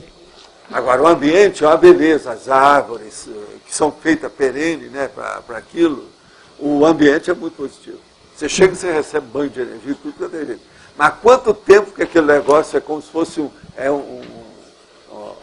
processo de santuário, você está entendendo? Sim. Mas que todo mundo pensa bem. É pensamento positivo. Então, o ambiente é bom. Não é assim, de muito fanatismo, não. Sim, sim. É de pensamento positivo mesmo. O Valdo do Japão. Então isso ajuda, né? Nara. Mas agora tem lugar difícil. Tem lugar que dá terremoto toda hora. Naquela ocasião era de minuto em minuto. A terra tremia. O ambiente de Hiroshima ali, você não chegou a... Não, eu não fui nesse lugar, porque esses aí estavam tudo devastados. E outra coisa, eu sabia do negócio de radiação, né? Me convidaram, eu tinha possibilidade de ir nisso tudo. Nem eu, nem os americanos que estavam comigo. Por quê? Uma das pessoas que me orientaram nessa história toda era gente que viu o processo da recomposição do Japão depois da guerra. Eu já falei aqui, era Hazel Morris. Ela foi secretária do general MacArthur. Você está entendendo? Foi ele que reorganizou o Japão. Ela conhecia tudo. Ela foi uma das que me abriram a porta do Japão, senão não teria. Então eu fui por cima, nivelando por cima. Já cheguei por cima, como se fosse oficial e não soldado raso. A situação foi outra. Nós tivemos muito auxílio nisso aí. Agora, do Japão, eu tive contato com as outras coisas. Por exemplo, foi o Japão que me permitiu entrar mais na China. Hong Kong, por exemplo, os territórios livres, o continente. Outra coisa, as Filipinas. Aí já foi Japão, China, e eu fui para as Filipinas. E tudo alto nível de sociedade, tudo. Os colegas meus de medicina eram todos os maiores que haviam nesses lugares. Entende? Por causa do Sakurai. O nível era outro. Que uma vez você analisou também que no Japão existe muita catástrofe natural, terremoto, tem a ver com, com esse processo. Não, e também o ambiente lá, né? A própria geografia é difícil. Os processos deles. Gente, é muita gente em pouco espaço. E eles querem aproveitar tudo, porque são tudo certinho, tudo arrumado. Tudo matemático. Agora, eles macaquearam tudo primeiro da China e depois dos Estados Unidos. Agora, quando eu fui lá, já tinha muita influência já ocidental. Mas não tanto. Hoje tem muito mais, né? Depois de 50 anos, a coisa já mudou toda. Mas eu aprendi muito com o Japão. Acho, por exemplo, que esse negócio do Brasil, eles ajudaram demais, principalmente na área da agricultura do Brasil, nós devemos demais aos japoneses. Pra vocês terem uma ideia, na minha infância, em Monte Carmelo, que era uma cidade lá no fim do mundo, que tinha 4, 5 mil habitantes, tinha um monte de japonês. É tanto que o meu irmão, que tinha o olho um pouco puxado, era chamado de Tanaka. Porque Tanaka era o maior japonês, que todo mundo gostava dele lá. Agora, eu tinha vários colegas de infância que eram japoneses. Isso da minha infância, década de 30 no Brasil. Tem a parte positiva que eu vi em São Paulo, que é a maior colônia japonesa do mundo. Eles, por exemplo, eles são bastante estudiosos. Nas principais faculdades, o que está cheio de japoneses. Eles passam em primeiro lugar. Um monte de passa em primeiro lugar. O Oriente tem essa boa, né, boa resolução das coisas, que é estudar muito. Outra coisa é o nível de responsabilidade deles também, né? No metrô, eles têm os livros que eles tiram, levam para casa, leem e devolvem no mesmo local sem...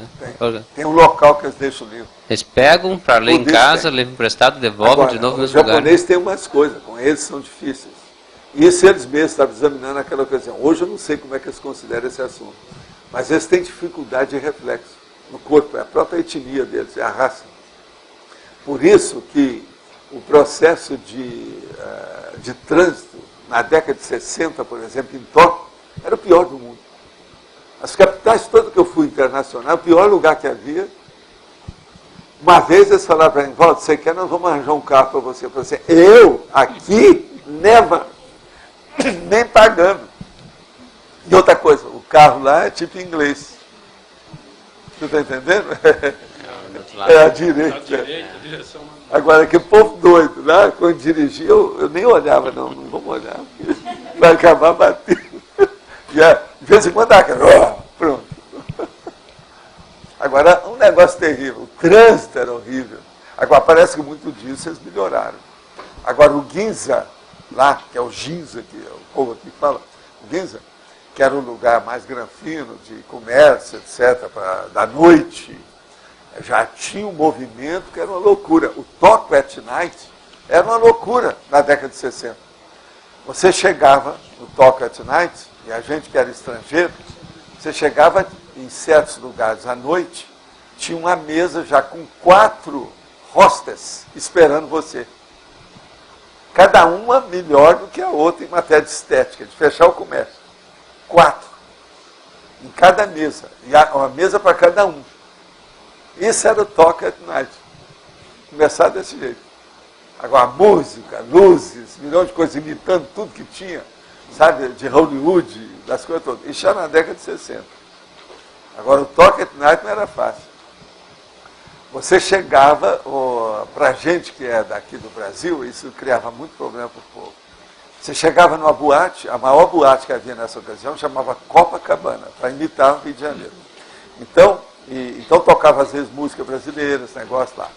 Mas agora, a hora que chegava e tinha um banheiro. Então chegava, estava lá. Homens lá, mulheres aqui. Agora chegar lá dentro era um só. Isso tudo o povo, como é que é? Era um problema. Tem banhos também que são coletivos, uma opção de coisas, tudo é dessa ocasião. Agora, tudo é o processo, né, cultural, é o jeito deles e tal. O que vai fazer? Não, a de fora é para mostrar, né, para ficar mais ocidental. Mas lá dentro virava japonês mesmo. Tinha tudo isso. Acho que ela está na frente. Aumentou. O senhor falou que o parapsiquismo é a coisa mais violenta que tem para a consciência. Também falou do da impactoterapia. Positiva para a evolução. É isso que o soco na cara. Acaba com o analfabetismo evolutivo. Uhum. Agora, ela deixa de ser uma violência quando ela porque na verdade o parapsiquismo ele é uma coisa consentida, né? Porque a própria pessoa ela busca isso. Não é bem assim. Vamos devagar com a Andor. Consentida para quem? Para quem está procedendo ou promovendo o parapsiquismo ou para quem está recebendo ou está participando? Para quem está recebendo, senão a pessoa bloqueia. Não. Não? A maioria não tem. Aí é que por isso que eu falo que é um negócio violento. Se a gente não tiver cuidado, você para o coração de uma pessoa. Uma energia. Ela não está nem sabendo. Ela morreu na sua frente e não sabe que foi você que matou. Isso, os filmes de Hollywood não entendem disso, porque eles não entendem nada de parapsiquismo. Isso tudo acontece. Na Rússia já mostraram isso há dezenas de anos. Então, veja, é uma violência sim. Por quê? É a transcendência. Você, na hora que está mexendo com o parapsiquismo, está mexendo com o holossoma, não é só com o seu corpo. Então, você tem várias armas juntas. Você tem o energossoma a mais, tem o psicossoma a mais, tem o mentalsoma a mais do que o soma. Então, essa violência de dar o soco, isso é só o soma.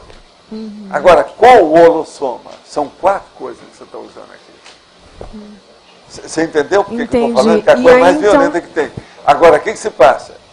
Pode ser a violência positiva da impactoterapia, que é o que eu pretendo fazer, o que eu tenho tentado fazer. Minha vida inteira foi isso. Então pode ser ela é neutra, na verdade, porque pode ser positiva como pode ser negativa. Ela não é. Ela é impactante. Sendo impactante, ela é uma violência, às vezes. Sim, mas eu digo assim... Não tem jeito de você tirar isso. Tem gente que eu já mostrei certas coisas que a pessoa ficou danada da vida comigo na hora. Aí ela vai com calma, as energias vão com calma, ela acaba reconhecendo a situação. Por quê? Por causa da impactoterapia. Tem cirurgia que a pessoa fica danada da vida. A hora que acaba, cortar a perna dela. Eu estou sem perna, ela fica desesperada, quer quebrar tudo. É a mesma coisa, é aí. É a reação pós-operatória. Mas tem a intenção também, né? Ela pode ser positiva, que é o caso que você está dando exemplo. Não, a intenção em qualquer coisa é assim. Eu estou falando, é na arma que é o parapsiquismo, que ninguém pensa nisso. Por quê? Eles não sabem. Agora, tem cara que usa o parapsiquismo sem saber, fazendo mal para os outros. Tem um monte de gente aí. É o processo dessas doutrinas sincréticas, essas seitas que faz despacho, esse negócio todo. Tá certo? Que não é o caso. Isso é negativo. Agora, nós temos que fazer impacto-terapia, falando tudo na cara das pessoas. Soco na cara e fratura exposta. Isso é o ideal. Quando o ambiente, o contexto permite. Outra coisa, agora vindo mais para o soma, a questão da violência relacionada aos hormônios. Porque, mas uma boa parte das manifestações, principalmente das pessoas jovens, diz respeito ao domínio dos hormônios. São os hormônios que dirigem a pessoa. Isso é coisa dos filmes americanos. Não, naquela ocasião, os hormônios me dominavam, foi por isso que eu fiquei grávida. Isso é muito comum dos filmes americanos, estão falando isso hoje em dia. A adolescência tem uma certa fase que são os hormônios que dirigem a pessoa. A cabeça dela ainda não tem inteligência para isso. Mas então, na verdade... a parte animal, aquele corpo animal está comandando a inteligência. Mas, na verdade, a consciência, ela domina, e ela poderia dominar. Ela é para dominar, mas ela ainda não tem capacidade dentro daquele processo. Às vezes pegou uma genética difícil, o ambiente tudo a favor da violência. Como é que fica? Olha aqui. Em Minas Gerais, eu vi um monte de casos da mãe que criava a filha para a prostituição, porque ela era prostituta. Então a menina já era criada, tudo arrumado, não para ser maneca só, não é isso, mas para ser prostituta. E arranjar depois um casamento, que era o negócio do casamento. Eu tratei de um monte de gente assim. Um monte. Está entendendo? Isso em Minas Gerais. Agora, e nos outros estados? Tinha um monte assim. Era regra aqui no Brasil isso. Agora, tem caso horrível. E aí, eu conheço um caso que a mãe era prostituta. Mas prostituta dessas que era um negócio. Não escolhia ninguém, qualquer uma promiscuidade total. Agora, se arrumava bem, tudo isso. Aí, sem ela querer, arranjou uma filha. Depois arranjou outra filha. Mas uma das filhas dela era muito bonita. Então, o que ela fez? Quando a filha inteirou 21 anos, ainda estava solteira, ela vendeu a filha para um dos amantes dela. Aí, o amante deu um apartamento para ela, a mãe, e um apartamento para ela, a filha. Tudo em Copacabana. Eu vi isso tudo. Eu cheguei depois para ver. Quando eu cheguei, quando ela vendeu a moça com 21 anos para o cara, ela engravidou. Então teve um rapaz. O rapaz eu já conheci, a mãe já com o filho. Está entendendo como é que é? Agora, isso é um dos casos. São dezenas, centenas que a gente viu no interior. Então, veja, tudo é um processo de violência que é muito mais sério com a mulher. Né? Essa violência da mulher, o povo não fala muito nisso. Uma mãe vender a filha, isso é muito mais comum do que a gente pensa. Eu vi isso na... Hoje estão começando a querer falar umas coisas dessas, principalmente em matéria de incesto. Eu vi na Europa. Incesto hoje já está sendo falado, porque isso era tabu, não podia falar. Porque tinha incesto. O cara chegava e falava, não fala que nesse quarteirão tem 5 casos. Naquilo ali tem 6. Isso aí, qualquer cidade era assim. A violência dos pais, né, com os filhos. Eu vi na Europa, na sala que eu estudava, tinha uma menina, e as outras meninas falavam dela. Eu achei que fosse maldade das meninas em relação a ela, porque falavam, ela é prostituta, tinha 16 anos, a menina. E depois eu fiquei sabendo realmente do caso, veio a público, ela se tornou, inclusive, deputada. Depois... que ela ficou a raid, né? Foi nessa. E o caso dela era realmente a mãe, foi através da mãe. Mas nesse caso aí, onde existe esse tipo de tratamento com a filha, já é grupo karma, né? Não é só isso. Não é só isso. A gente tem que estudar, é o caso da mãe. Quando a prostituição ela alcança um nível de profissão, a mãe perde o caráter de moral. Ela fica amoral. Então, por exemplo, todos esses conceitos que nós temos, bem consolidados, de moral, de ética, a mãe não tem. E chega num certo ponto, dependendo da idade, da experiência dela, ela não recupera isso nessa vida de modo algum. Então, a filha, para ela, é mais um instrumento. O processo da maternidade tem outra conotação. Ela não vê do jeito que é a maternidade, não. Então, ela não acha que ela esteja fazendo. Você há de ver o tanto de mulher dessa que eu atendi no interior. Então, ela não acha que ela está cometendo um crime, que aquilo é imoral, que aquilo vai prejudicar a filha dela. Não, isso vai ajudar a minha filhinha, vai melhorar a situação, ela vai ter dinheiro, ela vai ter um patrimônio. Você está entendendo? O negócio é muito mais sério que a gente pensa. É muito mais embaixo. Está entendendo? As raízes do processo. Então, a mãe dessa, ela não tem noção disso, não. E outra coisa, às vezes não tem nenhum pudor, que acaba o pudor, ela fica despudorada. Essa que eu estou falando, por exemplo, ela chegava em qualquer... Ela gostava de ver os caras que trabalhavam em açougue.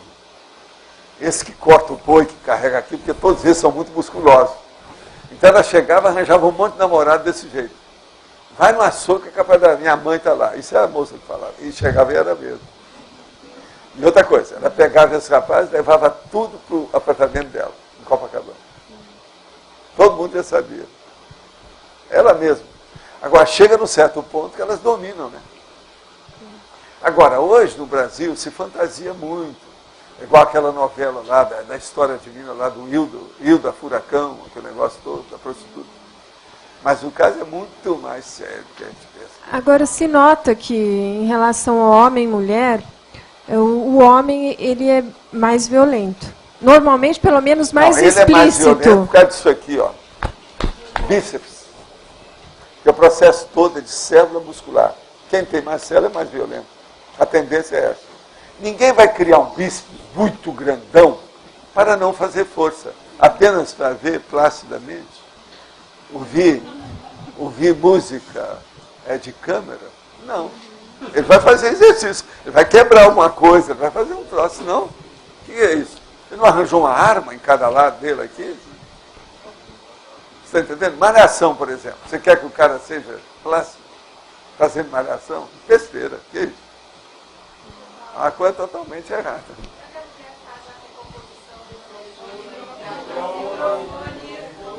Está perguntando como é que uma mulher faz a recomposição de uma condição dessa. Isso aí é através da interpretação grupo kármica, né? Através das próximas vidas. Porque uma boa parte dessas prostitutas, a hora que chega lá nos 40 e tantos, já passou da meia-idade, está começando, ela não muda mais. Dentro daquele corpo não tem mais jeito. Está tudo, entende? A boca torta, não tem mais jeito, aquilo você não conserta mais. Dentro daquele contexto, não. Aí vem outros corpos, com outra situação. Às vezes vem como homem, se ela abusou muito, está entendendo? Vem como homem deficiente, com alguma coisa, alguma deficiência. Por exemplo, um homem franzino, feio. Isso aí já cria um problemão para ela, como é que fica? Magro e feio, aquele canhão, como é que fica? Sendo que a mulher era boazuda, de fechar o comércio, uma estética formidável, entende? Uma belezoca e popozuda. Aí ela vem como um homem franzino e um canhão. Daquele nariz que faz corcova. Você está entendendo? Como é que fica? Tudo é por aí. Agora, tem tudo disso, tem disso. Já houve gente que já chegou para mim. Eu sei que eu fui prostituta na vida anterior. Vivi no estado tal. Falava tudo. Uma convicção total. O pior não é isso, não. O pior é que fala assim, eu agora estou tentando encontrar. Eu não sei se eu fiz mais mal para mulheres ou se foi para homem, como prostituta. Isso é um problemão. Isso é que é terrível. Porque para homem, muitas vezes a prostituta ajuda, tudo. Mas e as mulheres, que são as colegas, filhos de outra vida, como esse caso? Terrível. Esse tema aí tem um pouco a ver com as minhas coisas aí, que eu fui até militar, inclusive lá em Santa Maria, que o senhor falou que é uma situação bem pior, né? A sua saúde está aqui, ó, isso é o máximo. E aí dentro dessa condição, para a gente ir seguindo, eu não sei quais as besteiras que eu fiz nas vidas anteriores, né? Mas aí para a gente fixar o processo pacífico aí numa vida, o senhor já falou várias coisas, o abertismo, a cultura, o conhecimento... E a questão da empatia, que eu já vi o senhor falando também. O que daria para fixar, resolver esse negócio? O processo é fazer assistência, né? Faça assistência aos outros de uma maneira sadia, pacífica, não violenta. Esse é o caminho para contrapor o processo. Porque o militar, de qualquer maneira, ele veio para regrar. Ele é pior do que o fiscal. Ele é um fiscal com arma na mão. Estou certo? É pior do que a turma do imposto de renda. Você já pensou uma pessoa que é pior do que o cara do imposto de renda brabo? Quer dizer, o militar até um certo ponto, se você for pensar tecnicamente, em tese, então ele é um fiscal da própria vida. Ele está fiscalizando a vida dos outros, tá certo? Para ver como é que faz, mas fiscalizando a vida em si.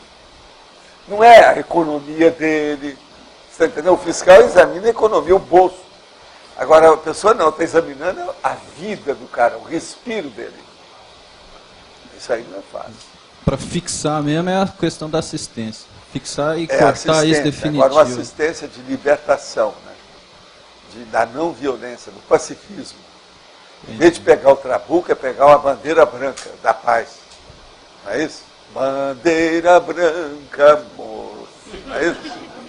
Eu conheci o cara que fez essa música. Professor Valdo, na última linha da fatologia, é o transtorno do estresse pós-traumático, no caso de pessoas que dessomaram com violência de guerra e depois renascem e têm rememorações a respeito desses traumas do passado. Sim. Como a pessoa pode lidar com isso, assim, para recuperar, para melhorar? Tem que fazer essas coisas que nós estamos falando tudo isso com ele. Começar a fazer a não violência, né? E não entrar naquilo. É igual o caso daquele rapaz que veio com a ideia toda do painel do avião da RAF. Uhum. Que ele morreu vendo aquilo. Né? Entende? Eu falei com ele, e com a turma toda, lá os pais e tal. Olha, encaminha ele para uma coisa que ele não mexa com veículo nenhum. Para mudar tudo. Faz ele estudar. Se ele gostar de alguma arte, põe ele fazendo alguma arte. Mas uma arte positiva, por exemplo, mexer com alguma música, às vezes é o melhor do que isso. E o que a Juliana falou essa semana sobre aquela síndrome da expectativa trágica, poderia ter relação com essas rememorações de morte violenta, de guerra, alguma coisa assim? Tem. Tá. Agora, o processo da guerra, muita gente tem retrocognição, Sandra, porque dessoma logo depois da guerra. Ressoma logo depois da guerra. Entendi. Então isso aí muda. Foi o caso aí. Porque, por exemplo, se ressoma assim, mais ou menos entre 10 a 20 anos, 1 ou 2 décadas, quase sempre a pessoa está muito viva com aquilo, porque ela já dessomou com traumatismo. Aquilo fica o choque, entende? Choque consciencial. Aquilo então volta. Então ela tem um choque para dessomar e tem um choque para ressomar de novo. Aquilo às vezes está muito vívido, não dá para ocultar. Entendi. Aquilo borbulha, vem à tona. Você está entendendo? Então aquilo é um processo. Eu vi uma opção de coisa depois da guerra baseada nisso. Professor, aqui na página 23, o item 19, Pesquisa Nacional de Vitimização. O que o senhor quis dizer aí com vitimização nesse caso? Não, existe um processo de pesquisa nesse sentido. Tudo isso que eu estou falando aqui tem processo do governo sobre isso. Mas aí seria o quê? De que tipo de vítima que existe? É vitimologia. Já estudou o processo da vitimologia? Pois é, mas precisa estudar. No meu livro, O Homem Pacífico, eu falo tudo sobre vitimologia. Olha lá que você vai ver. A vitimização aí, no caso, também é igual à vitimologia. É o estudo da vítima em si. Entende? Da violência. Tá. E no item 20, eu não sei se já corrigiram, o programa aí. Nós já vimos o programa. Ficou aí um gama. Né? Valdo, eu fiquei curiosa com a situação do Alberto, porque o Alberto estava falando que ainda nesta vida ele entrou no militarismo, mas ele aparentemente é uma pessoa muito calma, muito ponderada, quantos anos você tem? Muito tranquila. Ele tem 33, ele não é dessa turma. A turma que veio com muito traumatismo, por exemplo, é o povo que nasceu depois da Segunda Guerra. Estou falando da Segunda Guerra. Depois da Segunda Guerra, é aqueles que nasceram, por exemplo, em 58, 59. Você nasceu... Não, mas é a questão do militarismo, Valdo. Escapou. Mas eu estava me referindo na questão do militarismo. Ele falou que ainda nesta vida ele foi militar. Pois é, mas tem um monte deles que tem. Agora, você pensa bem. Esse que nasceram em 50 e já vai para o máximo, alguns anos depois da guerra, que terminou em 45, ele não, ele está mais livre. Mas... tanto que ele está aqui, a maior prova é isso.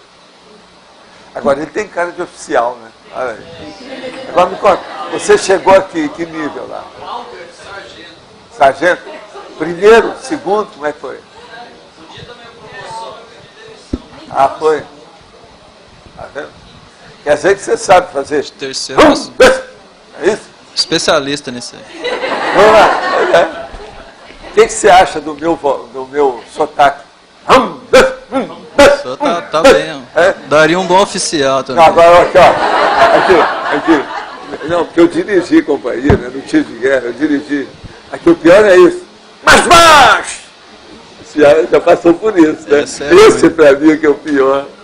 Tem que rastejar no chão. Rastejar debaixo da cerca de arame, não é fácil. Mais baixo! Pronto, bolas. Eu falei isso tudo. Outra coisa, todo mundo com a mesma idade que eu. Isso que era o chato. Mas eu era dos mais altos, tal, aquele negócio, né? Chamar a atenção. Mas, Valdo, o que eu estava querendo entender é assim, eu estava querendo entender como que esse vínculo do temperamento da pessoa com o militarismo, porque assim, o que eu entendo que uma pessoa que já foi militar, assim, recentemente, o temperamento dela tende a ser mais violento, mais autoritário, menos flexível. Mas, olha, existe E no caso dele não é assim. Pois é, não é. Agora, ó, tem coisa engraçada. Por exemplo, na Califórnia, eu vi uma porção de moças muito bonitas que eram apaixonadas pelos militares. O cara andava com cap, pronto. Todas elas iam atrás. Ai, mas isso apareceu até em filmes, eles fizeram. Eles mostraram. Mas isso é uniforme. Não, mas não é só uniforme. Algumas delas eu tratei, assim, fiz consulta, a gente atendeu com energia para ver as coisas. Algumas delas são militares, homens, que nasceram como mulheres, mas que gostam do militar por uma coisa só, o modo de falar. Esse machismo do militar, aquilo é que empolgava as mulheres. Entende? A posição, o modo, o olhar, o jeito, isso é que é o militarismo que faz da pessoa. Então, esse processo masculino, a virilidade, é que dominava, não era o cap. Esse aspecto o povo viu. Agora, eu, como atendi um monte de mulher, eu vi o negócio, como é que era. Falei assim, ó, eu não tolero. As mulheres ainda falavam assim, ó, você não está vendo aquele homem lá? Olha lá. A gente ia nos lugares para ver. Olha lá. Olha só como é que ele é frágil. Ele é mais mulher do que homem. Um homem desse não há nada. Então você veja, falta aquilo. Agora o militar não. Ele sabe o que quer, sabe mandar, resolve tudo, está tudo em cima. Aquilo tem certas mulheres que adoram isso, não é só o cap, não.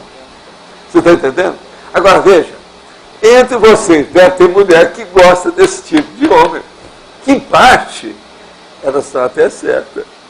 Que é preferível você ter uma pessoa que seja líder, que comanda as coisas, que seja bem organizado, que é uma que é... Não é verdade? Agora, tudo isso eu vi. Mas, Valdo, por exemplo, no caso do Albert, usando como cobaia, com licença, Albert, ele já deve ter vidas passadas no militarismo ainda nesta vida, mas o temperamento dele já é bem sutil, bem tranquilo. Nós já tivemos muitos, ainda temos uma porção aqui que foram militares, mas, isso é normal. Isso, a pessoa alega fazer essa mudança de temperamento só através da assistência, tem outros fatores que fazem essa mudança. Não, ela tem que mudar primeiro a mentalidade, né? A intencionologia, a intenção que ela tem, o que ela deseja com isso.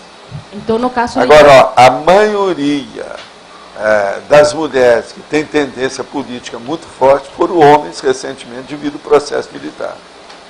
Uma boa parte delas. E a pessoa que ela já foi militar em outras vidas e nesta vida ela não sabe. E nesta vida ela não quer saber nada de política. Nada. Ela escutou falar de política, ela correu longe.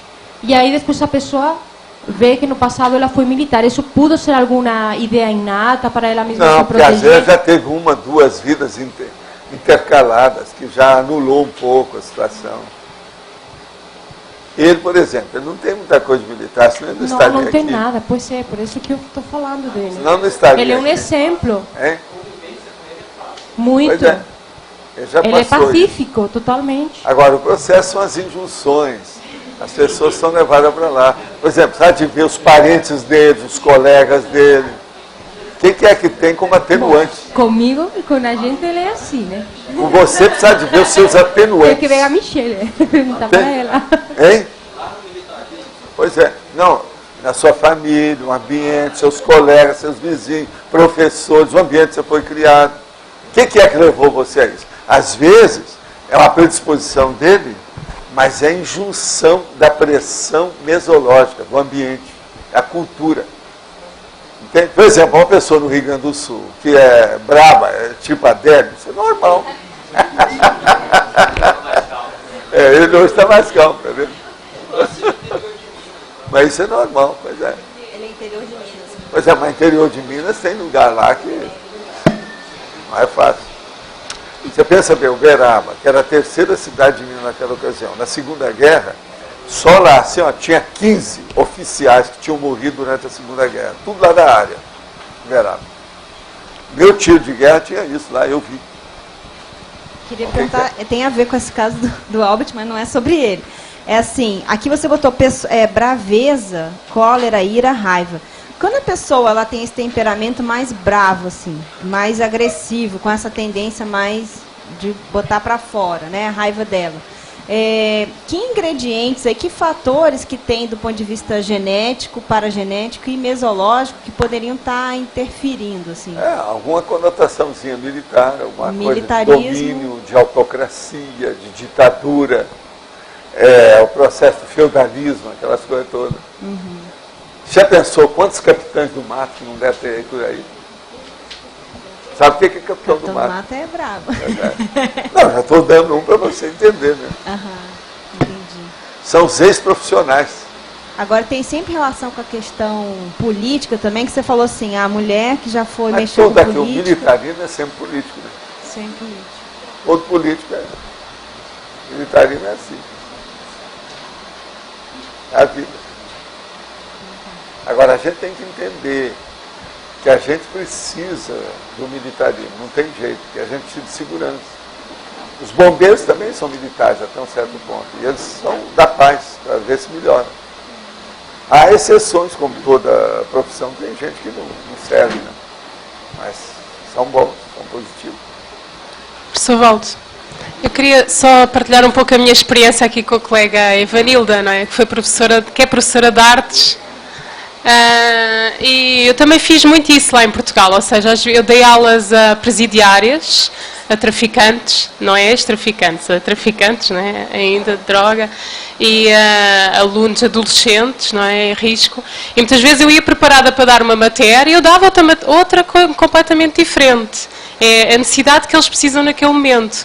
Por exemplo, nas presidiárias, claro que a primeira aula eu ia bem séria, nada de mostrar os dentes, não é? Porque é mesmo assim, não, eles só quando sentem que nós somos sérios é que ganham a nossa confiança.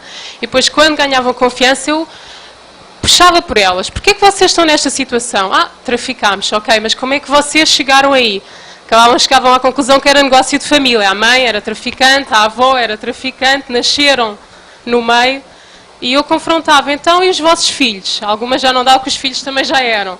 Então, e os netos? E aí aquelas, espera lá, eu não quero isso. Então, vamos lá pensar, como é que se pode sair daqui? Como é que vocês podem fazer com os vossos netos? Claro que não abrangia toda a gente, não é? Mas era o suficiente para, no intervalo, às vezes vinham 2 ou 3 vir ter comigo e diziam, mas eu não quero que realmente o meu neto continue o negócio de família. Ou não quero que o meu filho continue isso. Isto para dizer o quê? Se eu desse a matéria que me pagavam para ir lá dar, porque o que é que é? Aquilo era o curso profissionalizante, só que era para elas serem amas. Quem é que vai contratar uma ex-presidiária para tomar conta do seu filho dentro de casa? Ou seja, era um pouco incoerente a escolha do curso, não é? Por aí você vê. Então, logo aí, quer dizer, eu sabia que não valia a pena certas coisas estar-lhes a ensinar, apesar de não estarem a pagar para isso, porque ninguém lhes ia contratar para isso. Então, pegava naquilo que elas precisavam.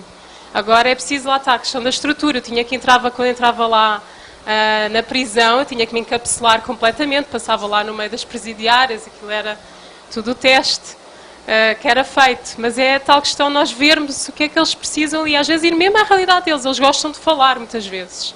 Não eram todas que falavam, mas elas gostavam de contar. Ninguém, às vezes, queria ouvir diretamente a experiência deles, e fazê-los pensar como é que a vida os levou para aquela situação que eles estão hoje e qual é o futuro que eles vão ter. Era isso que eu queria passar. Mas, Iva, O que tu queres? Mas os meus não são alunos presidiários, não. São crianças de família normal, Mas assim. Por isso que me surpreende. Mas as necessidades são as mesmas. Mas eu entendi. Ajudou. O processo de família aí, às vezes é sério. Sim, tem razão. Mas eu queria saber... tipo de sequela ou contaminação energética pode ter um homem que frequenta prostíbulo de 2 em 2 meses? Isso é uma violência contra o meio? Eu acho que não é pouco. Tem cara que vive lá dentro. Isso aí é que é sério. Agora, você de ver a primeira coisa é a AIDS e as DST, como é que são com ele. Tem que ver isso. Mas o que você queria ter mais? Você disse que a pessoa que morre na guerra, ela ressoma rápido. Eu queria entender o porquê. Não, uma ou outra.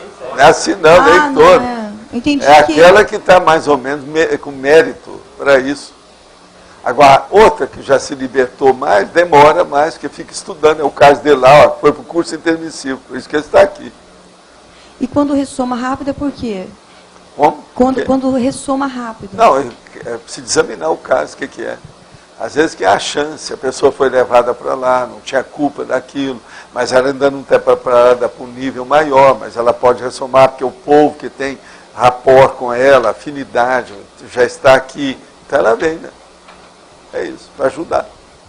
E tem gente muito assim, instruída evolutivamente no meio disso.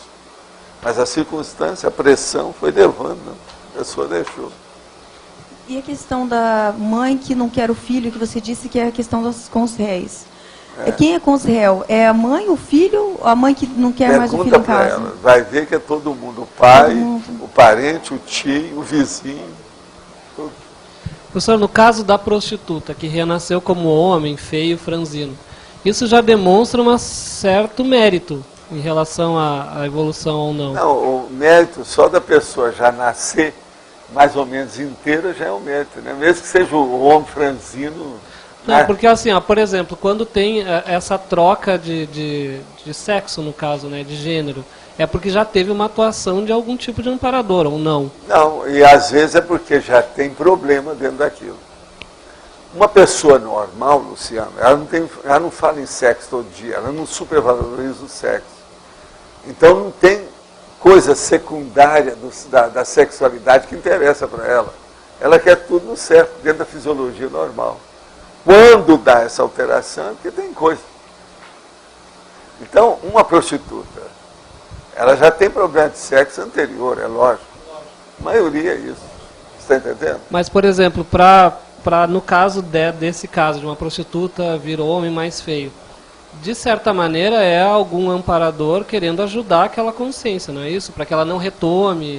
Mas às vezes não é só amparador, é o conjunto da própria vida. São os parceiros dela, os clientes dela, a condição que tem, gente que quer ajudar. Porque também tem muita prostituta que ajuda os outros, né? Faz assistência. Isso tudo também tem que levar em consideração. Tem um índice que fala assim, é um lugar que tem zona de prostituição, o número de homicídios em mulheres, por exemplo, ele diminui, de violência para a mulher. Então, mas em compensação, o DST aumenta. Aumenta. A AIDS aumenta, então opção de coisa. Tem o outro lado. De qualquer maneira, nós não podemos exaltar a prostituição como sendo uma boa coisa. Não é. Nenhum. É a pior e a primeira profissão que tem por aí afora, porque piora tudo. E outra coisa pior, atualmente os prostitutos em certos lugares são em maior número do que as prostitutas. É verdade. Isso é pior ainda. Voltando à questão aqui do verbete, eu não acho que valia a pena a gente falar sobre a anticonflitividade no sentido pessoal, que eu procurei aqui e não encontrei. Ô Sandra, examina o que ele está falando aí. Não, eu acho que poderia ser na fatologia, a anticonflitividade pessoal. O meu livro lá está cheio desses dados. Aí se a gente for pôr, é um monte deles. Aí você examina, tá certo? Ontem no Rio, um ladrão foi assaltar um taxista e ao sacar o revólver anunciando o assalto, o taxista parou o carro junto à patrulha da PM. Foi quando o ladrão disse, me perdoa, meu irmão, e atirou na própria cabeça. O ladrão é vítima ou algoz? Terrível essa, hein? Essa eu não estou sabendo disso não. Foi quando o ladrão disse, me perdoa, meu irmão, e atirou na própria cabeça. Esse estava desesperado. Isso é tóxico. Está na cara. A explicação aí é fácil. Isso é cocaína. Está bem claro. cocaína, crack. Tem muito caso igual a ele. O ladrão é vítima ou algoz? Ele é tudo, né? As duas coisas. Dá pena, né? Isso ontem no Rio, hein, gente? O negócio aí tá quente, ó. Tá sábado, ontem. A pessoa que escreveu, tá sabendo. Então, os jornais do Rio hoje já estão trazendo isso.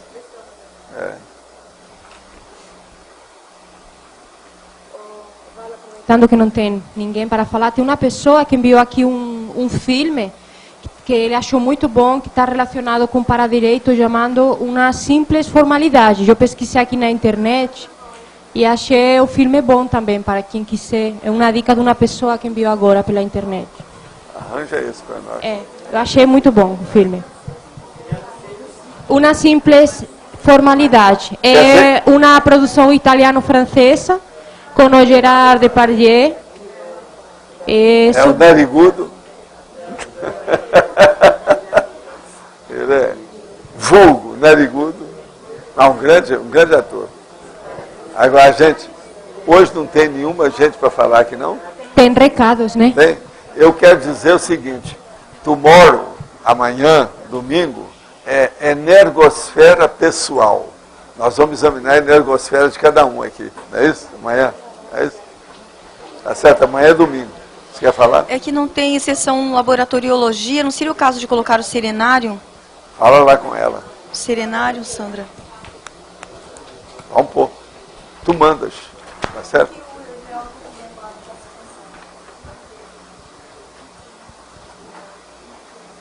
Não, eu estou sabendo disso.